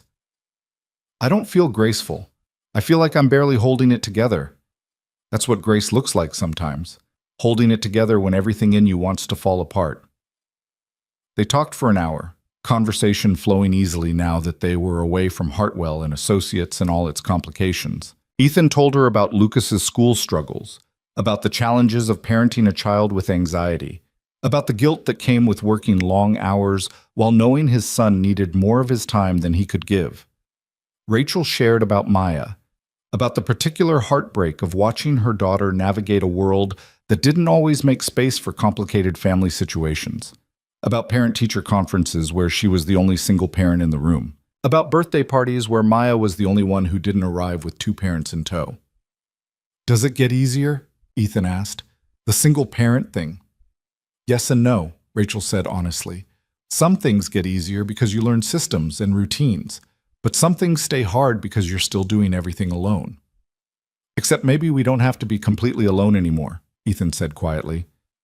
Maybe that's one good thing that came out of Friday, finding someone who actually understands. Rachel met his eyes across the small table, seeing her own exhaustion and hope reflected back at her. Maybe, she agreed. When she finally left to pick up Maya, the evening felt different somehow, lighter despite everything. She had coffee with a friend. She talked about her life with someone who got it, and tomorrow she'd go back to work and face whatever came next. But she wouldn't be facing it entirely alone. That was something. That was enough. The rest of the week unfolded in a strange rhythm of normalcy, punctuated by reminders that everything had fundamentally changed. Rachel went to work each day, completed her assignments, attended meetings. But the atmosphere at Hartwell and Associates had shifted in ways both subtle and obvious. Christine's empty office stood as a silent testament to consequences. Her nameplate had been removed from the door, her desk cleared of personal items. People walked past quickly, as if the space itself was contaminated with bad judgment. By Wednesday, Brad and Melissa had also been placed on administrative leave. Their departures created gaps in the organizational chart that everyone noticed but few discussed openly. The whispers followed Rachel everywhere. Not malicious anymore, but curious, speculative. She'd become a figure of interest rather than mockery, which was an improvement but still exhausting. People wanted to know what she'd said in her interview, what she thought would happen, whether she'd talked to Ethan Cole since the party. She deflected most questions with practiced professionalism, but the constant attention wore on her. Thursday afternoon, Jennifer Wu called her back to HR. Nothing to worry about, Jennifer assured her when Rachel's face went pale. I just wanted to give you an update before the official announcements tomorrow. They sat in the same conference room where Rachel had given her statement. Jennifer pulled out a folder, opening it to reveal what looked like an executive summary. The investigation is complete, Jennifer said. Based on witness testimony and our review of company policies, we've determined that Friday's incident constituted harassment and creation of a hostile work environment. Multiple employees violated our code of conduct. Rachel's hands were clenched in her lap. What are the consequences? Christine Valdez is being terminated, effective immediately. Her behavior was egregious and demonstrated a fundamental failure of leadership. Brad Morrison and Melissa Kwan are receiving formal written warnings and 60-day suspensions without pay. 4 other employees are receiving written warnings and mandatory retraining. Jennifer paused. Additionally, we're implementing new policies around workplace conduct and respect. All managers will undergo sensitivity training, and we're creating better reporting mechanisms for harassment. It was more than Rachel had expected. Real consequences, not just lip service. She should have felt relieved, vindicated even. Instead, she felt hollow. Christine has 3 kids, Rachel heard herself say. She's the primary breadwinner in her family. Jennifer's expression softened. I know this isn't easy, but her actions had consequences, and she knew better. As a manager, she had a responsibility to create a safe environment for her team. She violated that trust in a very public way. I know, Rachel trailed off, not sure how to articulate the complicated mix of emotions churning through her. Justice felt heavier than she'd anticipated. You can feel bad for her and still know that what happened was necessary, Jennifer said gently. Those things aren't mutually exclusive. After leaving HR, Rachel found herself walking to the facilities office on the first floor, a part of the building she'd never had reason to visit before. It was tucked away near the loading dock, a utilitarian space with concrete floors and metal shelves stocked with supplies. A young man at the front desk looked up in surprise when she entered. Can I help you? I'm looking for Ethan Cole. The young man's eyes widened slightly. Everyone knew who Ethan was now, even if they were still trying to reconcile the maintenance worker they'd seen with the company owner he'd turned out to be. He's in the back workshop. I can get him. It's fine. I'll wait. She sat on a bench near the door, surrounded by the smell of machine oil and cleaning supplies. It was strange being here, in this space that existed outside the corporate polish of the upper floors. This was where Ethan had spent his days for 3 months, invisible to the people whose company he owned. He emerged a few minutes later, wiping his hands on a rag, his work shirt smudged with grease. When he saw Rachel, surprise crossed his face, followed quickly by concern. Everything okay? Can we talk somewhere private? He led her to a small office barely big enough for a desk and 2 chairs. The walls were covered with maintenance schedules and equipment manuals. Ethan closed the door and leaned against the desk, studying her face. What happened? HR just gave me the results of the investigation. Christine's fired. Brad and Melissa are suspended for 2 months without pay. Others got written warnings. Ethan nodded slowly. I heard. Richard called me an hour ago to go over everything before the official announcement tomorrow. I feel terrible, Rachel said, the words tumbling out. I know I shouldn't. I know they deserved consequences. But Christine lost her job because of me, and I can't stop thinking about her kids, her family, how she's going to explain this to them. It's not because of you, Ethan said firmly. It's because of her choices. She created this situation, Rachel. She weaponized your personal life for entertainment. She violated company policy and basic human decency. Those consequences are on her, not you. But if I hadn't been there, if you hadn't stood up, then she would have done it to someone else eventually. People like Christine don't suddenly develop empathy. They keep pushing boundaries until someone stops them. He moved to sit in the chair beside her rather than across the desk, closing the distance between them. You didn't cause this. You were the victim who had the courage not to stay silent. Rachel wiped at her eyes, frustrated by the tears that kept threatening. Why does doing the right thing feel so awful? Because you're a good person. Because you understand that even people who do wrong things are still people with families and lives that get disrupted by consequences. Ethan handed her a tissue from a box on the desk. But that doesn't mean the consequences were wrong. Sometimes the right thing hurts. They sat in silence for a moment, the sounds of the facility's office muted through the closed door. Rachel felt the weight of the week settling on her shoulders, the accumulated stress of being watched, judged, processed through corporate machinery. I had coffee with my ex-husband yesterday, she said suddenly, Maya's father. He wanted to know what was going on because apparently someone he knows saw the story about the party on social media. Ethan's expression shifted, became more guarded. How did that go? About as well as you'd expect. He wanted to know if this would affect Maya, if people were talking about our family, if I'd considered how this publicity might impact his reputation. Rachel laughed bitterly. His reputation. The man who walked out on his daughter when she was 2 is worried about his reputation. Did you tell him to go to hell? I wanted to. Instead, I explained calmly and rationally that I didn't ask to be publicly humiliated, that I handled the situation with as much dignity as possible, and that if he was actually concerned about Maya's well-being, he could start paying child support on time. She paused. That last part wasn't very calm or rational. Sounds pretty reasonable to me. He hung up on me. So that went well. Rachel slouched in her chair, exhaustion catching up with her. I'm tired, Ethan. I'm tired of defending myself, tired of explaining, tired of feeling like I have to justify my existence to people who've already made up their minds about who I am. I know, but you only have to get through one more day of this week. Tomorrow, they make the official announcement. There'll be another round of gossip and speculation, and then over the weekend it'll start to fade. Next week will be easier. Promise? No, but I can hope really hard. That surprised a genuine laugh out of her, the first one she'd managed all week. Ethan smiled, looking pleased with himself. There, he said. That's better. You should laugh more. I used to laugh all the time, before everything got so complicated. Life with kids is always complicated, but it doesn't have to be joyless. He stood, pulling her gently to her feet.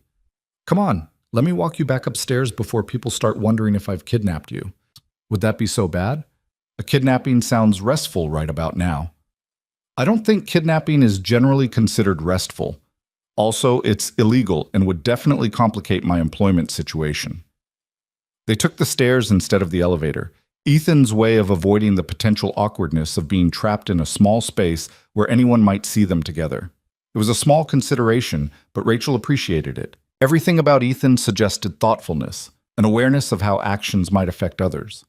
At the 5th floor landing, he paused before opening the door.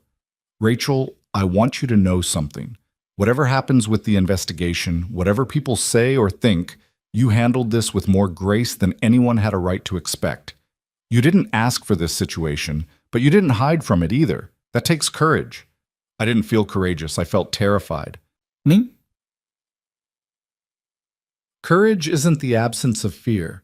It's doing what needs to be done despite being terrified. He held her gaze. You're stronger than you think.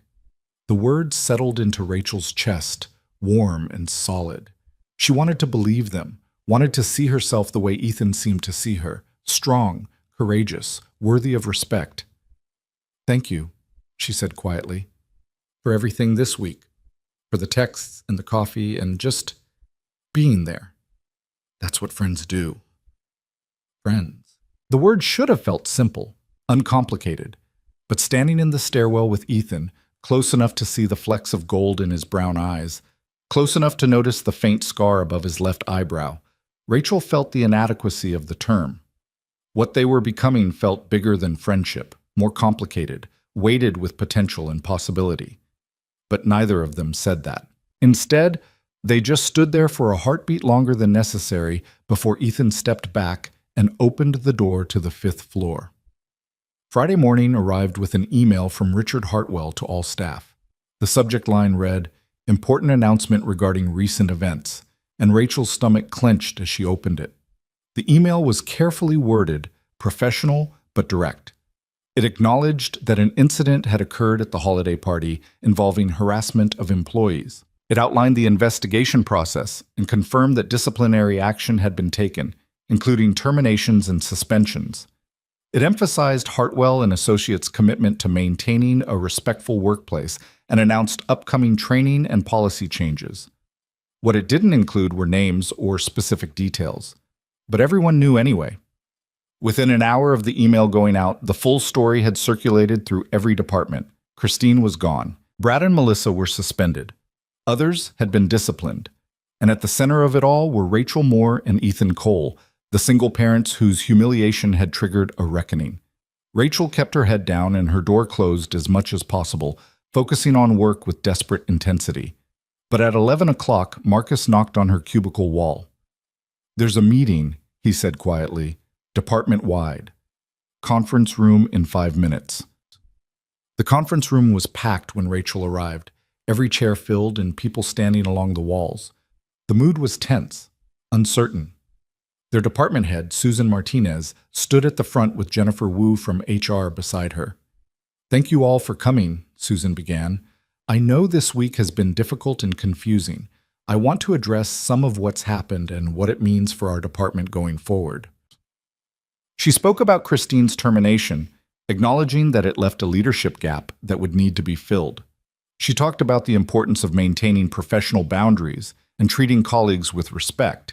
She emphasized that harassment would not be tolerated regardless of whether it was framed as humor or team building. Then she did something Rachel hadn't expected. She looked directly at Rachel. "I also want to say that I'm sorry. Sorry that members of this department participated in behavior that made a colleague feel unsafe and disrespected. Sorry that it took an outside intervention for that behavior to be addressed. And sorry that anyone on my team ever felt they couldn't come forward about harassment without fearing consequences." The room went very quiet. Rachel felt dozens of eyes turned toward her, some sympathetic, some curious, some still judging. "Going forward," Susan continued, "my door is always open. If you experience or witness behavior that makes you uncomfortable, I want to know about it. We're going to do better. We have to do better." After the meeting dispersed, several colleagues approached Rachel directly. Some offered apologies for not speaking up. Others expressed support.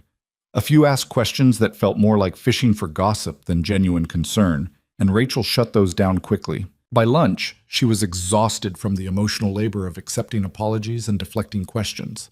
She grabbed her coat and headed outside, needing air and space and a break from the intensity of being the center of attention.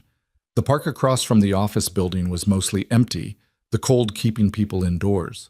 Rachel found a bench and sat, pulling her coat tight against the December wind. She closed her eyes, letting the quiet settle around her. "Mind if I join you?" She opened her eyes to find Ethan standing there with 2 cups of coffee and a paper bag that smelled like French fries. "How did you know I was here?" "Saw you leave the building. Figured you might need sustenance and company, in that order." He handed her a coffee and the bag. "Lunch. Nothing fancy, just burgers and fries from the food truck on the corner." They ate in comfortable silence, watching office workers hurry past on their lunch breaks. The food was greasy and perfect, exactly what Rachel needed after a morning of emotional intensity. "How's your day going?" she asked eventually. "Weird. I'm still technically working in facilities, but everyone knows who I am now, so people keep treating me like I'm inspecting them when I'm just trying to fix a broken toilet." He took a sip of coffee. "I miss being invisible." Is that why you did it? The undercover thing? Because you wanted to see what the company was really like? Partly, but also because I wanted to understand the work from the ground up. You learn more about an organization by fixing its broken things than you do by sitting in executive meetings. He glanced at her. Plus, I like working with my hands. It's satisfying in a way pushing papers never is. "What happens now that your cover's blown?" "I'll finish out the week in facilities, then transition back to a more traditional executive role. Work with Richard on implementing changes, oversee the restructuring, actually use my office for once." He didn't sound particularly enthusiastic about it. "The necessary stuff that's also incredibly boring." "You could hire someone else to do the boring stuff." "I could, but that feels like shirking responsibility. I own this company. I should be involved in fixing its problems, not delegating them to someone else." Rachel studied him, this man who could have stayed comfortably wealthy and distant, but chose instead to get his hands dirty, understanding his own company's failures. There was an integrity to it that she found deeply attractive. "Can I ask you something personal?" she said. "Yes?" "Why are you single? I mean, you're smart and kind and successful. You actually care about being a good father. Women must throw themselves at you." Ethan laughed, genuinely surprised. "That's definitely not what happens. Most women run screaming when they find out I have a kid with special needs who requires a lot of attention and care. The ones who stick around usually do it because they're interested in my bank account, not my actual life." That's depressing. That's reality. Dating as a single parent is hard enough. Dating as a single parent of a child with additional needs is nearly impossible. Most people don't want that level of complexity. He turned to look at her directly. "What about you? Why are you single?" Rachel considered how to answer honestly. "At first it was because I was too busy surviving. My ex left and I had to figure out how to support myself and Maya alone. Then it was because I was too tired. Working full-time and parenting alone doesn't leave much energy for dating. And now..." She trailed off. Now I think I'm scared. Scared of trusting someone again. Scared of letting someone close enough to hurt me, or worse, hurt Maya. Scared of discovering that I'm not enough, even when I'm giving everything I have." The words came out in a rush, more honest than she'd intended. Ethan was quiet for a moment, processing. Then he said, "You're more than enough. Anyone who made you feel otherwise was wrong." Easy to say. True to believe. He shifted on the bench to face her more fully. "Rachel, I've watched you this week handle more pressure and scrutiny than most people deal with in a year. You've been gracious to people who didn't deserve it, honest when it would have been easier to stay quiet, and strong even when you felt like falling apart. That's not someone who's not enough. That's someone who's extraordinary." She felt tears threatening again and blinked them back. "You barely know me." "I know enough. I know you make star-shaped pancakes for your daughter. I know you worry about people even when they've hurt you. I know you show up and do the work even when it's hard. That tells me more about who you are than months of casual dating ever could." The moment stretched between them, weighted with things unsaid. Rachel was acutely aware of how close they were sitting, how easy it would be to close the distance between them. But she held back, uncertain, afraid of complicating something that felt important by rushing it. "We should probably get back," she said finally, though she made no move to stand. "Probably," Ethan agreed, also not moving. They sat there a moment longer, watching their breath make clouds in the cold air, neither quite ready to return to the building and all its complications. Finally, Ethan stood and offered her his hand. "Come on, one more afternoon and then it's the weekend. We can both survive one more afternoon." The rest of Friday passed without incident. Rachel finished her quarterly report, responded to emails, participated in a budget meeting that ran long and accomplished little, normal work tasks that felt surreal given everything else happening. At 4 o'clock, her phone buzzed with a text from Ethan. "Lucas wants to know if Maya would like to come over tomorrow for a play date.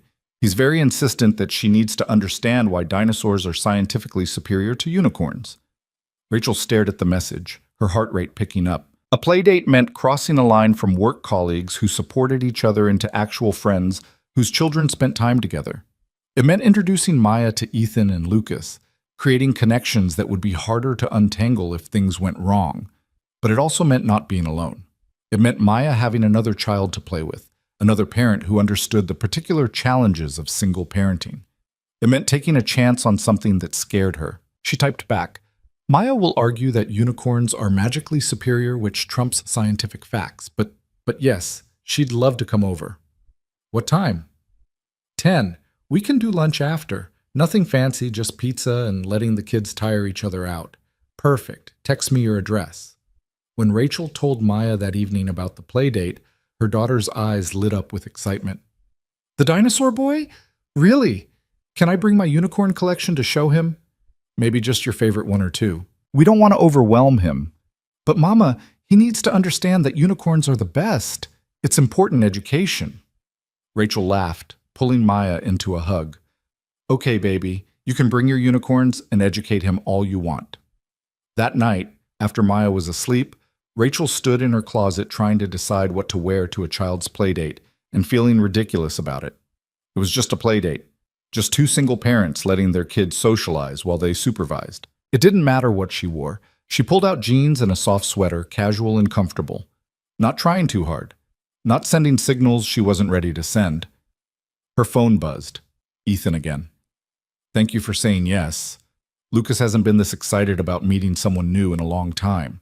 He's already planning his dinosaur presentation. Maya's planning her unicorn rebuttal. This could get competitive. Looking forward to it. Sleep well, Rachel. You too. She climbed into bed, her mind too active for sleep despite her exhaustion. Tomorrow would change things. She could feel it, the way you sense a storm coming before the clouds appear. Whatever fragile thing was building between her and Ethan would either strengthen or shatter based on how tomorrow went. The thought terrified her, but underneath the fear was something else. Anticipation, hope, the tentative possibility that maybe she didn't have to do everything alone anymore. That maybe letting someone in wouldn't end in disaster. That maybe, just maybe, she deserved something good after years of just surviving. Rachel closed her eyes and let herself imagine it. Not forever, not grand promises or romantic declarations, just tomorrow. Just pizza and dinosaurs and unicorns, and two kids playing while their parents watched. Just the possibility of connection, of friendship, of something more if they were brave enough to reach for it. One day at a time, 1 hour at a time, one moment of courage after another. She could do that. She would do that. Tomorrow. Saturday morning dawned bright and cold. The kind of winter day where everything looked sharper, clearer, as if the world had been scrubbed clean overnight. Rachel woke before her alarm, nerves already humming with anticipation. She lay there for a moment, listening to the quiet house, trying to talk herself down from the anxiety building in her chest. It was just a play date. Just two kids meeting while their parents supervised. Nothing to be nervous about. Except it wasn't just that. And she knew it.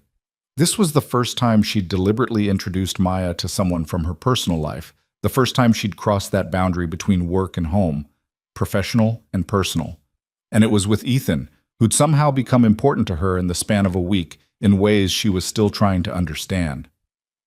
Mama!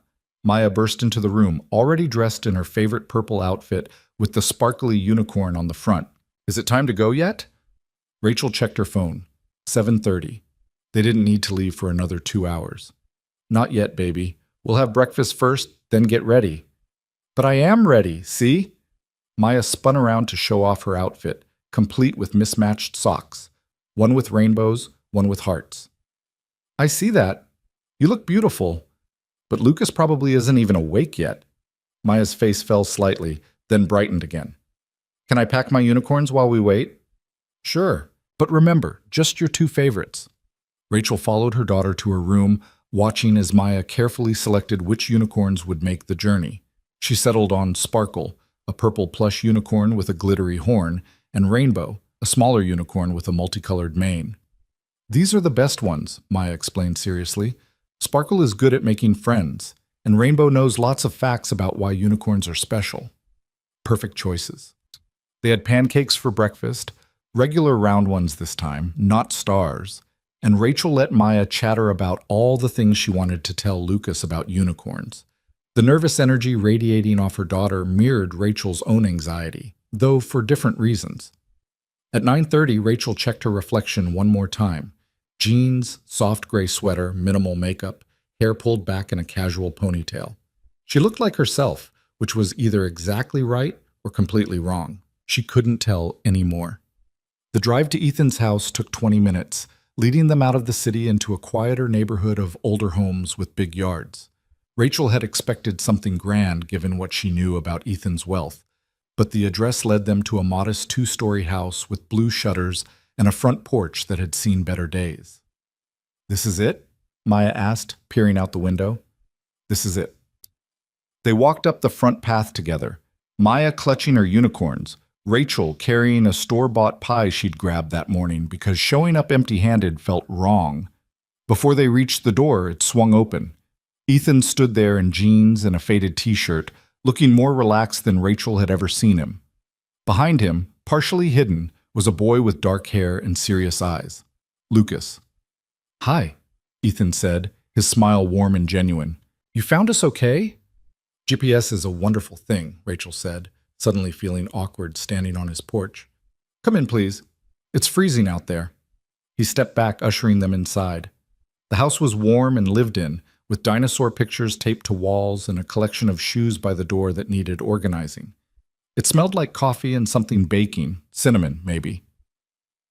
"Lucas, this is Rachel and her daughter Maya," Ethan said gently. "Maya, this is Lucas."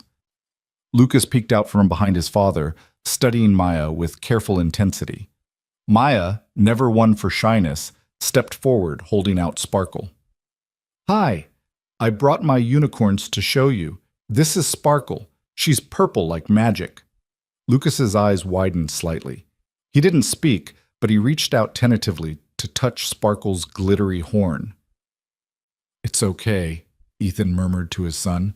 "You can say hi if you want to." "Hi," Lucas said quietly. Then, gaining confidence, "I have dinosaurs. Do you want to see them?" "Yes." Maya's enthusiasm was immediate and genuine. "I've never seen real dinosaur toys before." "They're not real dinosaurs, they're models, but they're scientifically accurate." Lucas was already heading toward what Rachel assumed was his room, Maya following close behind, her unicorns temporarily forgotten in Rachel's hands. Ethan and Rachel stood in the entryway watching the kids disappear down the hallway. The sudden quiet between them felt heavy with unspoken things. "That went better than I expected," Ethan said finally. "Lucas doesn't usually warm up to new people that quickly. Maya has that effect. She doesn't understand the concept of strangers, which terrifies me as a parent but works well in situations like this." "Coffee? I just made a fresh pot." "Coffee would be perfect." The kitchen was the heart of the house, Rachel could tell immediately. A large table covered with papers and crayons, windows that let in morning light, and a counter scattered with the evidence of breakfast, plates in the sink, a box of cereal still out, crumbs on the cutting board. "Sorry about the mess," Ethan said, moving to clear space. "We had pancakes this morning and I haven't cleaned up yet." "Ethan, I have a 7-year-old. This is nothing." Rachel set down the pie. "I brought dessert, or breakfast tomorrow. It works for both." "You didn't have to bring anything, but thank you." He poured 2 mugs of coffee, handed her one. "How do you take it?" "Black with 1 sugar, but you already knew that." "I pay attention." The words were simple, but the way he said them made Rachel's chest tighten. They could hear the kids in Lucas's room, their voices carrying down the hallway. Maya's excited chatter mixing with Lucas's more measured explanations. The sound of children playing, of her daughter making a friend, made something in Rachel relax that she hadn't realized was tense. "She's good with him," Ethan observed, leaning against the counter. "Not pushing too hard, letting him set the pace." "She's had practice. Her best friend at school has sensory issues, so Maya's learned to be aware of other people's boundaries." "Oh, that's impressive for a 7-year-old. "She's had to grow up faster than I wanted. Being the child of a single parent does that sometimes." Ethan nodded, understanding in his expression. "Lucas asked me last night why his mom left. Just straight out, no warning. Why didn't she want to stay with us?" I've tried to explain it before, but how do you tell a 9-year-old that some people aren't equipped for the reality of parenting a child with special needs? That her leaving wasn't his fault, it was her limitation? Rachel set down her coffee and moved closer, not quite touching, but close enough that he'd know she was there. What did you tell him? The truth. That his mom loved him but didn't know how to show it in the way he needed. That some people run away from hard things because they don't know how to be brave. And that her leaving meant we got to build our own life together, just the two of us. And that life is pretty good even when it's hard. That's a good answer. I don't know if it was the right answer, but it was honest. He looked at her, really looked at her. You know what struck me about you that first night at the party? Before everything went wrong? What? The way you held yourself together. You were uncomfortable and clearly didn't want to be there, but you showed up anyway because it mattered for your job.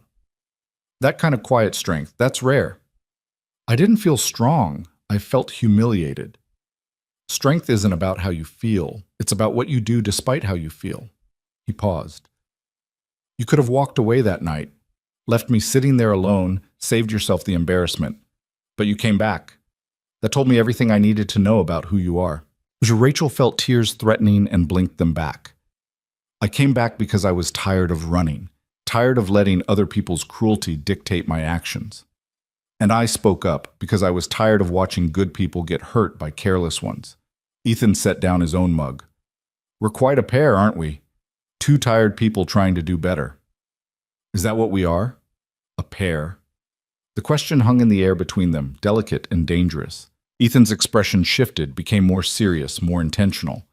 I don't know what we are yet, he said carefully, but I know I'd like to find out, if you're willing. Before Rachel could respond, Maya came running into the kitchen, Lucas trailing behind her with a plastic dinosaur in each hand. Mama, Lucas has a T-Rex that roars when you press its back. And it's accurate because he showed me pictures of real fossils and everything. That's very cool, baby. And Maya knows all about different types of unicorns, Lucas added, his initial shyness completely gone. She says some have wings and some have special magical powers. Can we watch a movie about unicorns? After lunch, Ethan said. Right now, how about you two show Rachel your dinosaur museum? The dinosaur museum turned out to be Lucas's room, which was indeed filled with carefully arranged dinosaur models, books about paleontology, and posters showing different prehistoric eras. Lucas gave them a tour with the seriousness of a professional curator, explaining each exhibit while Maya listened with rapt attention. This is my favorite, Lucas said, pointing to a large Brachiosaurus. It was an herbivore and lived in the late Jurassic period. It could eat from really tall trees because of its long neck. That's amazing, Maya said sincerely. I bet if unicorns were real, they'd be friends with Brachiosauruses because they're both peaceful. Lucas considered this. Maybe. But unicorns aren't in the fossil record, so we can't know for sure. They're in our hearts, Maya countered. That's a different kind of real. Rachel caught Ethan's eye over the children's heads, both of them fighting smiles. The philosophical debate between scientific fact and magical possibility was clearly going to be an ongoing theme. They ordered pizza for lunch, letting the kids pick the toppings, half pepperoni for Lucas, half cheese with extra cheese for Maya. While they waited for delivery, the four of them sat at the kitchen table playing a board game Lucas had chosen, something involving matching dinosaurs to their prehistoric periods. Rachel watched Ethan with his son. The gentle patience in the way he explained rules, the pride in his eyes when Lucas remembered facts about different dinosaurs, the subtle way he redirected when Lucas started to get overwhelmed by too many choices. This was what good parenting looked like, present, engaged, loving without being smothering. Your turn, Mama, Maya said, pulling Rachel back to the game. She drew a card, a Triceratops, and tried to match it to the correct time period. Maya helped her, whispering encouragement, delighted to be teaching her mother something. The pizza arrived and they ate at the kitchen table, the kids chattering about school and favorite foods and whether dragons were related to dinosaurs. Normal family conversation, except they weren't a family. They were two separate units, two single parents with their children, testing out what it might feel like to be something more. After lunch, they did watch a movie, a compromise choice about a girl who found a baby dragon, which had elements of both fantasy and science that satisfied both children. Maya and Lucas sat on the couch together, sharing a blanket, completely absorbed in the story. Rachel and Ethan sat in the kitchen where they could still see the kids but have some privacy to talk. "This is nice," Rachel said quietly. "Normal. I didn't realize how much I missed normal. It's been just Lucas and me for 3 years. I forgot what it was like to have other people in the house, to hear a kid laughing who isn't my kid. It's—" He paused, searching for the word. "It's healing, I think. Maya's father hasn't seen her in 8 months. He sends cards on her birthday and Christmas, calls maybe once every few months, but he's not part of her life in any real way. Sometimes I feel guilty that I can't give her a complete family." "You give her something better," Ethan said firmly. "You give her a parent who shows up, who's present, who loves her enough to build a whole life around her needs. That's not less than a complete family. That's more than a lot of kids with 2 parents ever get." Do you really believe that? I have to believe it. Otherwise, I'm failing Lucas by not giving him a mother figure, and I know that's not true. He has everything he needs. Rachel looked at him, this man who'd somehow become essential to her in such a short time. "Can I ask you something?" "Always." "That night at the party, before everything happened, did you notice me before we were seated together?" Ethan smiled slightly. "Yes." "You came in late looking like you'd rather be anywhere else. But you held your head up and walked in anyway. I thought you were brave." "I was terrified." "Like I said, brave." He reached across the table, not quite touching her hand, but close enough that she felt the warmth of it. "Rachel, I need to be honest with you about something." Her heart rate picked up. "Okay." "I didn't just speak up that night because what was happening was wrong. I mean, it was wrong, and I would have said something regardless. But part of it was personal. I was angry that they were hurting you specifically, that they thought they could treat you like that and get away with it." "Why?" "Because even in that short time sitting beside you, I could see who you are. Someone trying her best under difficult circumstances. Someone who deserves respect and kindness. Someone I wanted to know better." He did touch her hand then, just his fingers brushing against hers. "And I still want to know you better. Not because we're both single parents going through similar struggles, but because you're remarkable, and I'd like to be part of your life if you'll let me."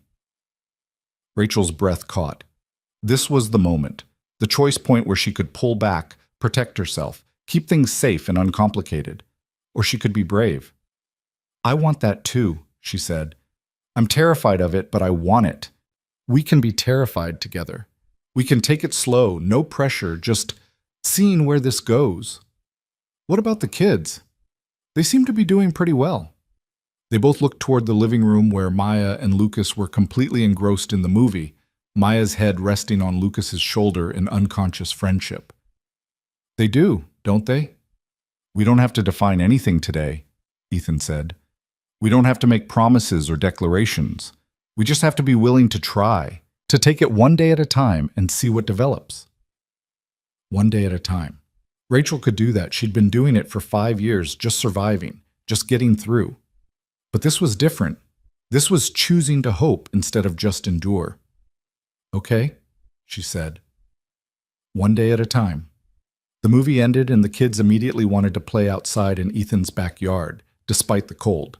Rachel and Ethan bundled them up in coats and scarves and watched from the porch as they ran around, Maya teaching Lucas a complicated game involving unicorns saving dinosaurs from an imaginary villain. "She has quite an imagination," Ethan observed. "She gets it from me. I used to make up stories for her every night when she was little. Now she makes up her own. Lucas likes facts more than stories, but maybe Maya can teach him that imagination is okay too."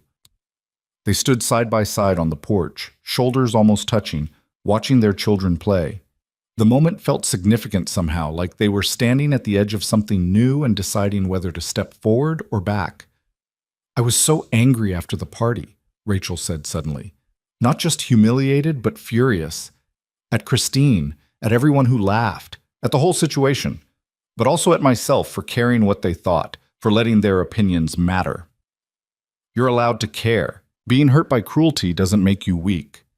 I know that intellectually, but emotionally I kept thinking I should be stronger, more resilient, able to just brush it off. Resilience isn't about not feeling pain," Ethan said. "It's about feeling it and continuing anyway. You did that. You felt the hurt and still showed up the next day." That's strength. Maya came running up to the porch, breathless and pink-cheeked from the cold. Mama, can Lucas come to our house sometime? I want to show him my unicorn collection and my room. Rachel looked at Ethan, who nodded slightly. Sure, baby. We can arrange that. Yes!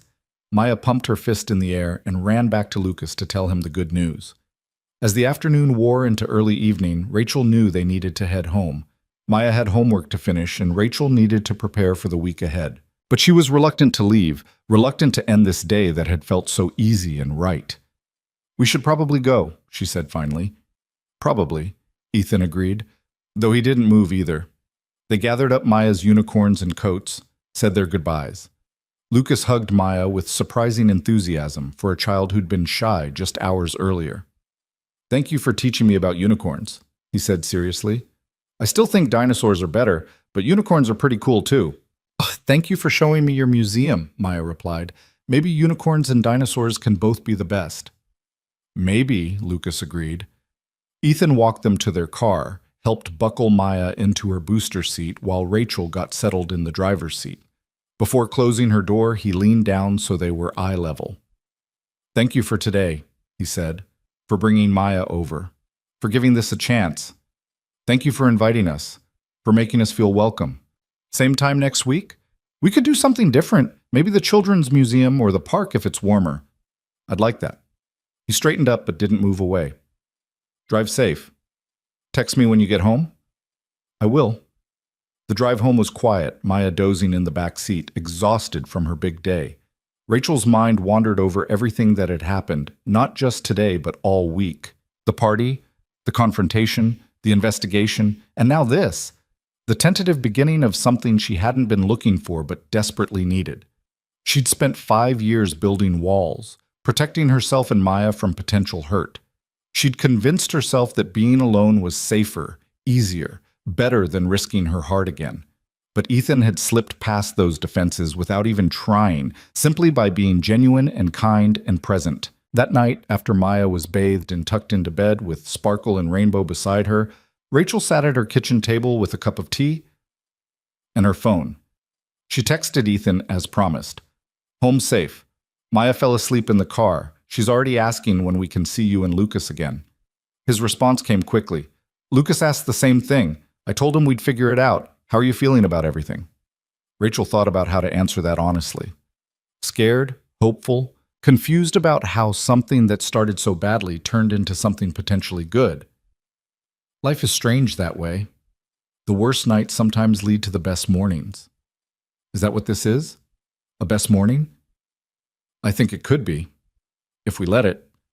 They texted back and forth for another hour, about nothing and everything, small details about their days, funny things the kids had said, thoughts about the week ahead. The easy conversation of people growing comfortable with each other, learning each other's rhythms and patterns. Finally, around 10, Ethan sent, I should let you sleep.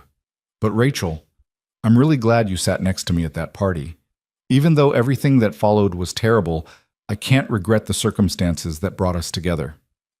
Me neither, she typed back. Good night, Ethan. Good night. Rachel got ready for bed feeling lighter than she had in years. The week had been brutal in many ways, emotionally exhausting, professionally complicated, personally challenging. But it had also cracked something open inside her, let light into spaces that had been dark for too long. Sunday was lazy and domestic. Rachel and Maya did laundry and grocery shopping, cleaned the house, baked cookies that turned out slightly burned but still edible. Normal single-parent Sunday activities. But Rachel found herself smiling more, humming while she worked, feeling something that took her a while to identify as happiness. Monday arrived with its usual mix of anticipation and dread. Rachel dropped Maya at school and headed to work, bracing herself for whatever the new week would bring. The investigation was over, consequences had been delivered, but the aftermath would linger. The office felt different without Christine's presence. Her replacement, a woman named Patricia, who transferred from another department, had already moved into the office. People were quieter, more careful, still processing everything that had happened. Rachel settled into her work, grateful for the routine of spreadsheets and reports and problems that had clear solutions.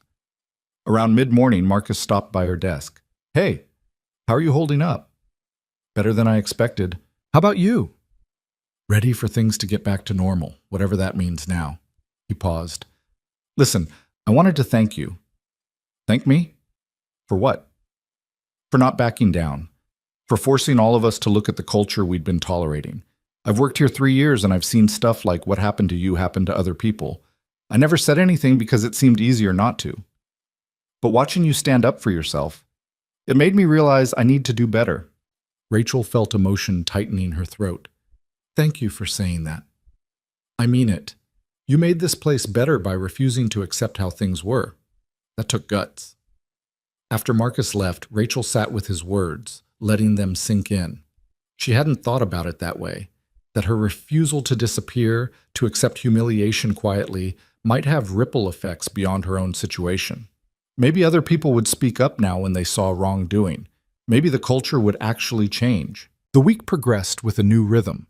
Work during the day, texts with Ethan throughout, phone calls in the evening after the kids were in bed. They were building something, slowly and carefully, testing the foundation before adding weight to it. Friday afternoon, Ethan showed up at her desk carrying 2 cups of coffee. Taking a break? He asked. I could take a break.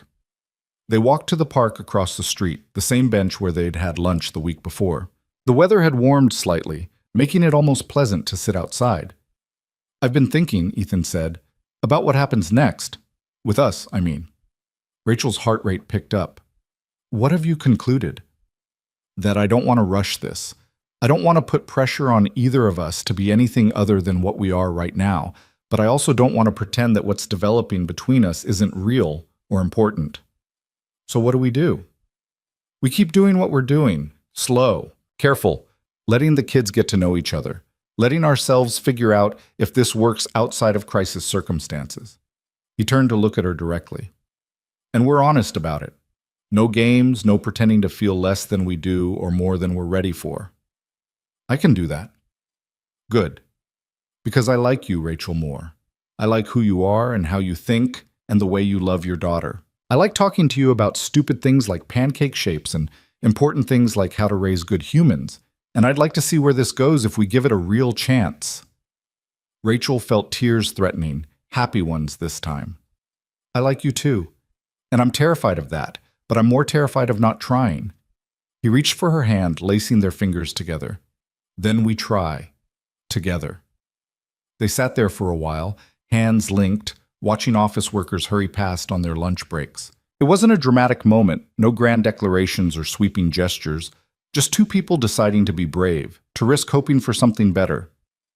That evening, Rachel called her sister Lauren to update her on everything that had happened. Wait, let me get this straight, Lauren said.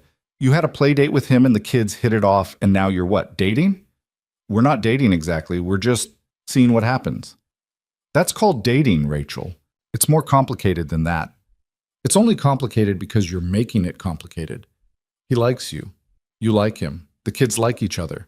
What's complicated about that? Rachel smiled despite herself.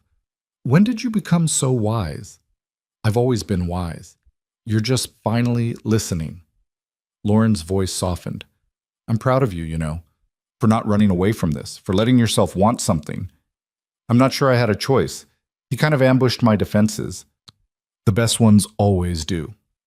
After they hung up, Rachel sat with Maya while she did her homework, helping with spelling words and math problems. Her daughter chattered about Lucas, about the dinosaur museum, about all the things she wanted to show him when he came to their house.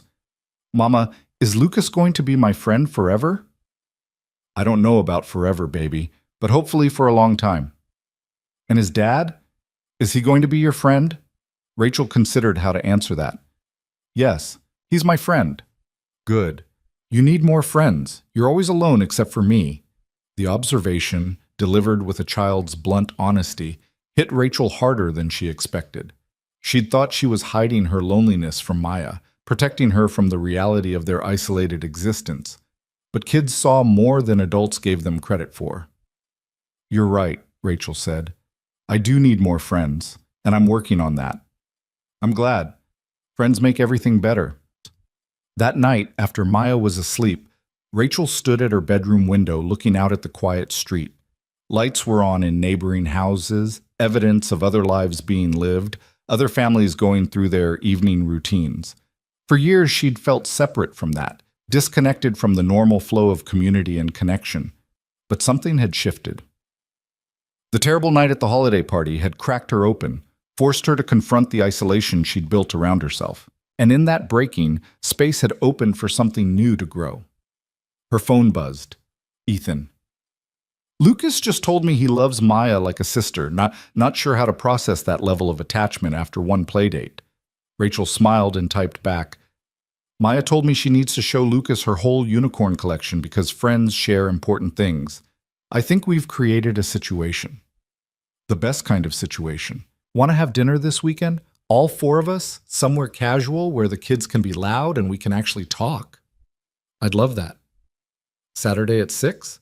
There's a pizza place with an arcade that Lucas likes. Fair warning, it's noisy and chaotic. Noisy and chaotic sounds perfect.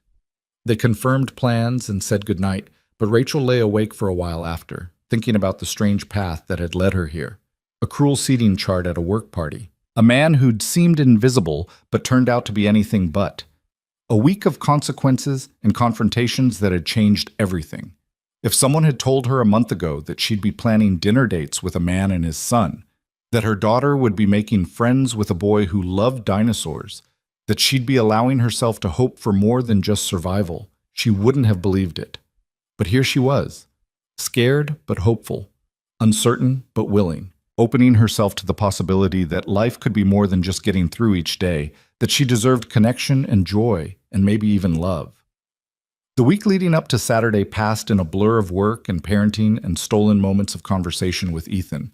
They texted throughout the day, called in the evenings, found reasons to see each other at work even though they didn't technically need to. Rachel noticed people watching them sometimes, speculating, but she found she didn't care as much anymore.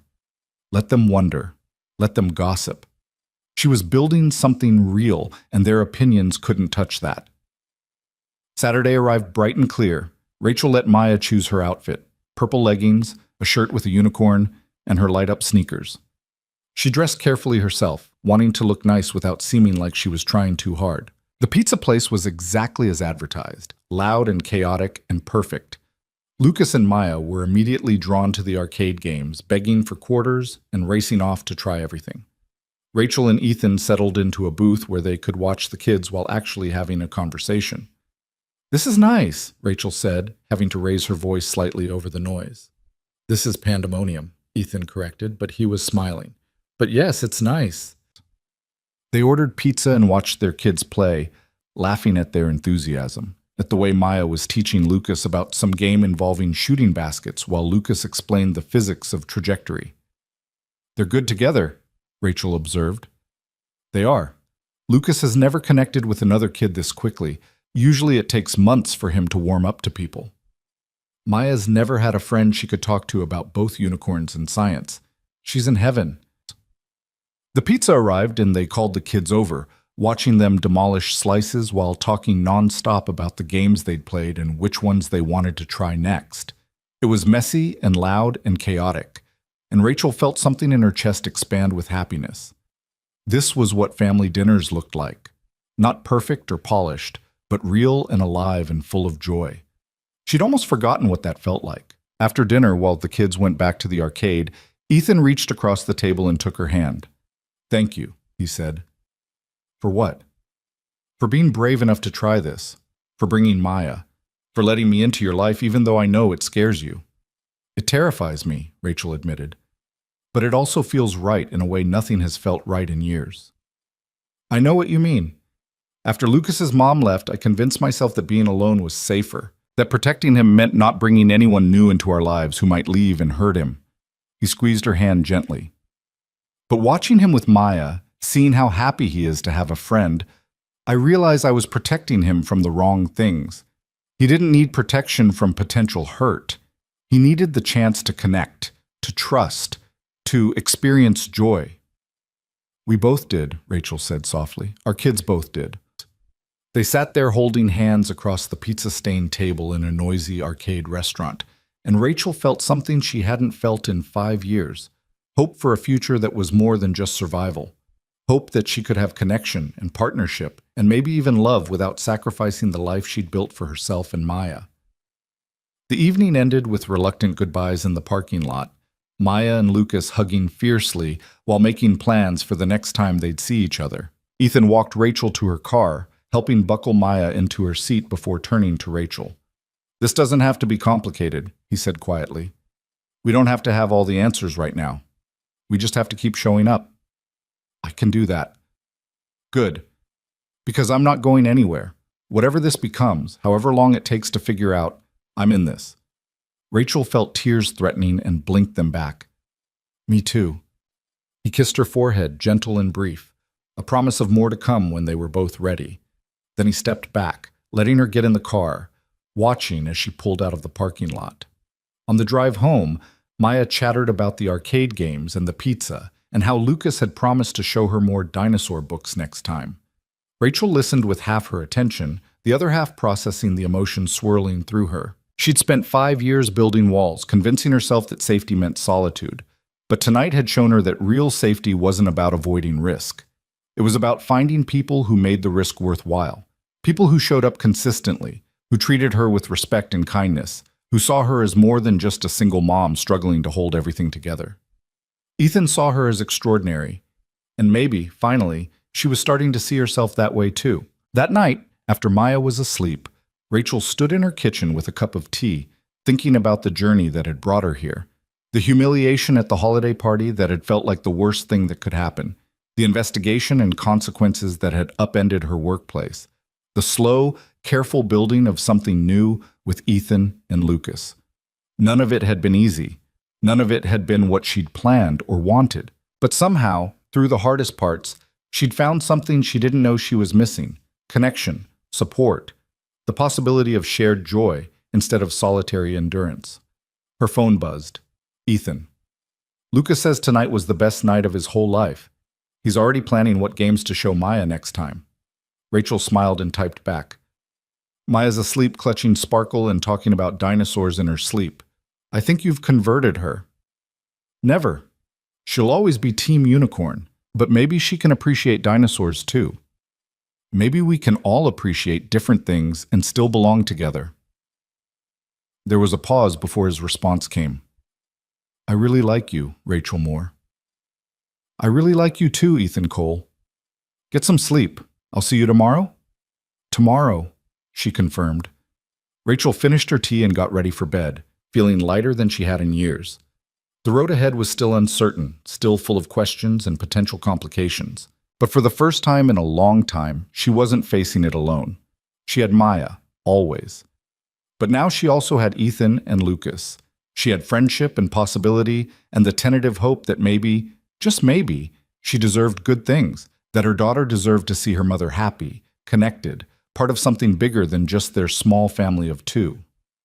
As Rachel drifted off to sleep, she thought about that terrible night at the holiday party. The seating chart that was meant to humiliate her, the jokes at her expense, the cruelty dressed up as humor. If she could go back and change it, would she? The answer surprised her. No, because that night, as awful as it was, had cracked something open inside her, had forced her to stop accepting less than she deserved, had brought Ethan into her life at exactly the moment when they both needed someone who understood. The worst night had led to the best mornings, and there were more mornings to come, full of possibility and hope, and the kind of joy that came from choosing to be brave instead of safe. Rachel smiled in the darkness and let sleep take her, dreaming of dinosaurs and unicorns and 2 tired people finding rest in each other's company. Tomorrow would bring its own challenges and joys. But tonight, right now, everything was exactly as it should be. The night that had tried to humiliate her had ended by restoring her dignity. And in that restoration, it had opened the door to something real, something worth the risk, worth the fear, worth every uncertain step forward. She didn't have to carry everything alone anymore. And that made all the difference.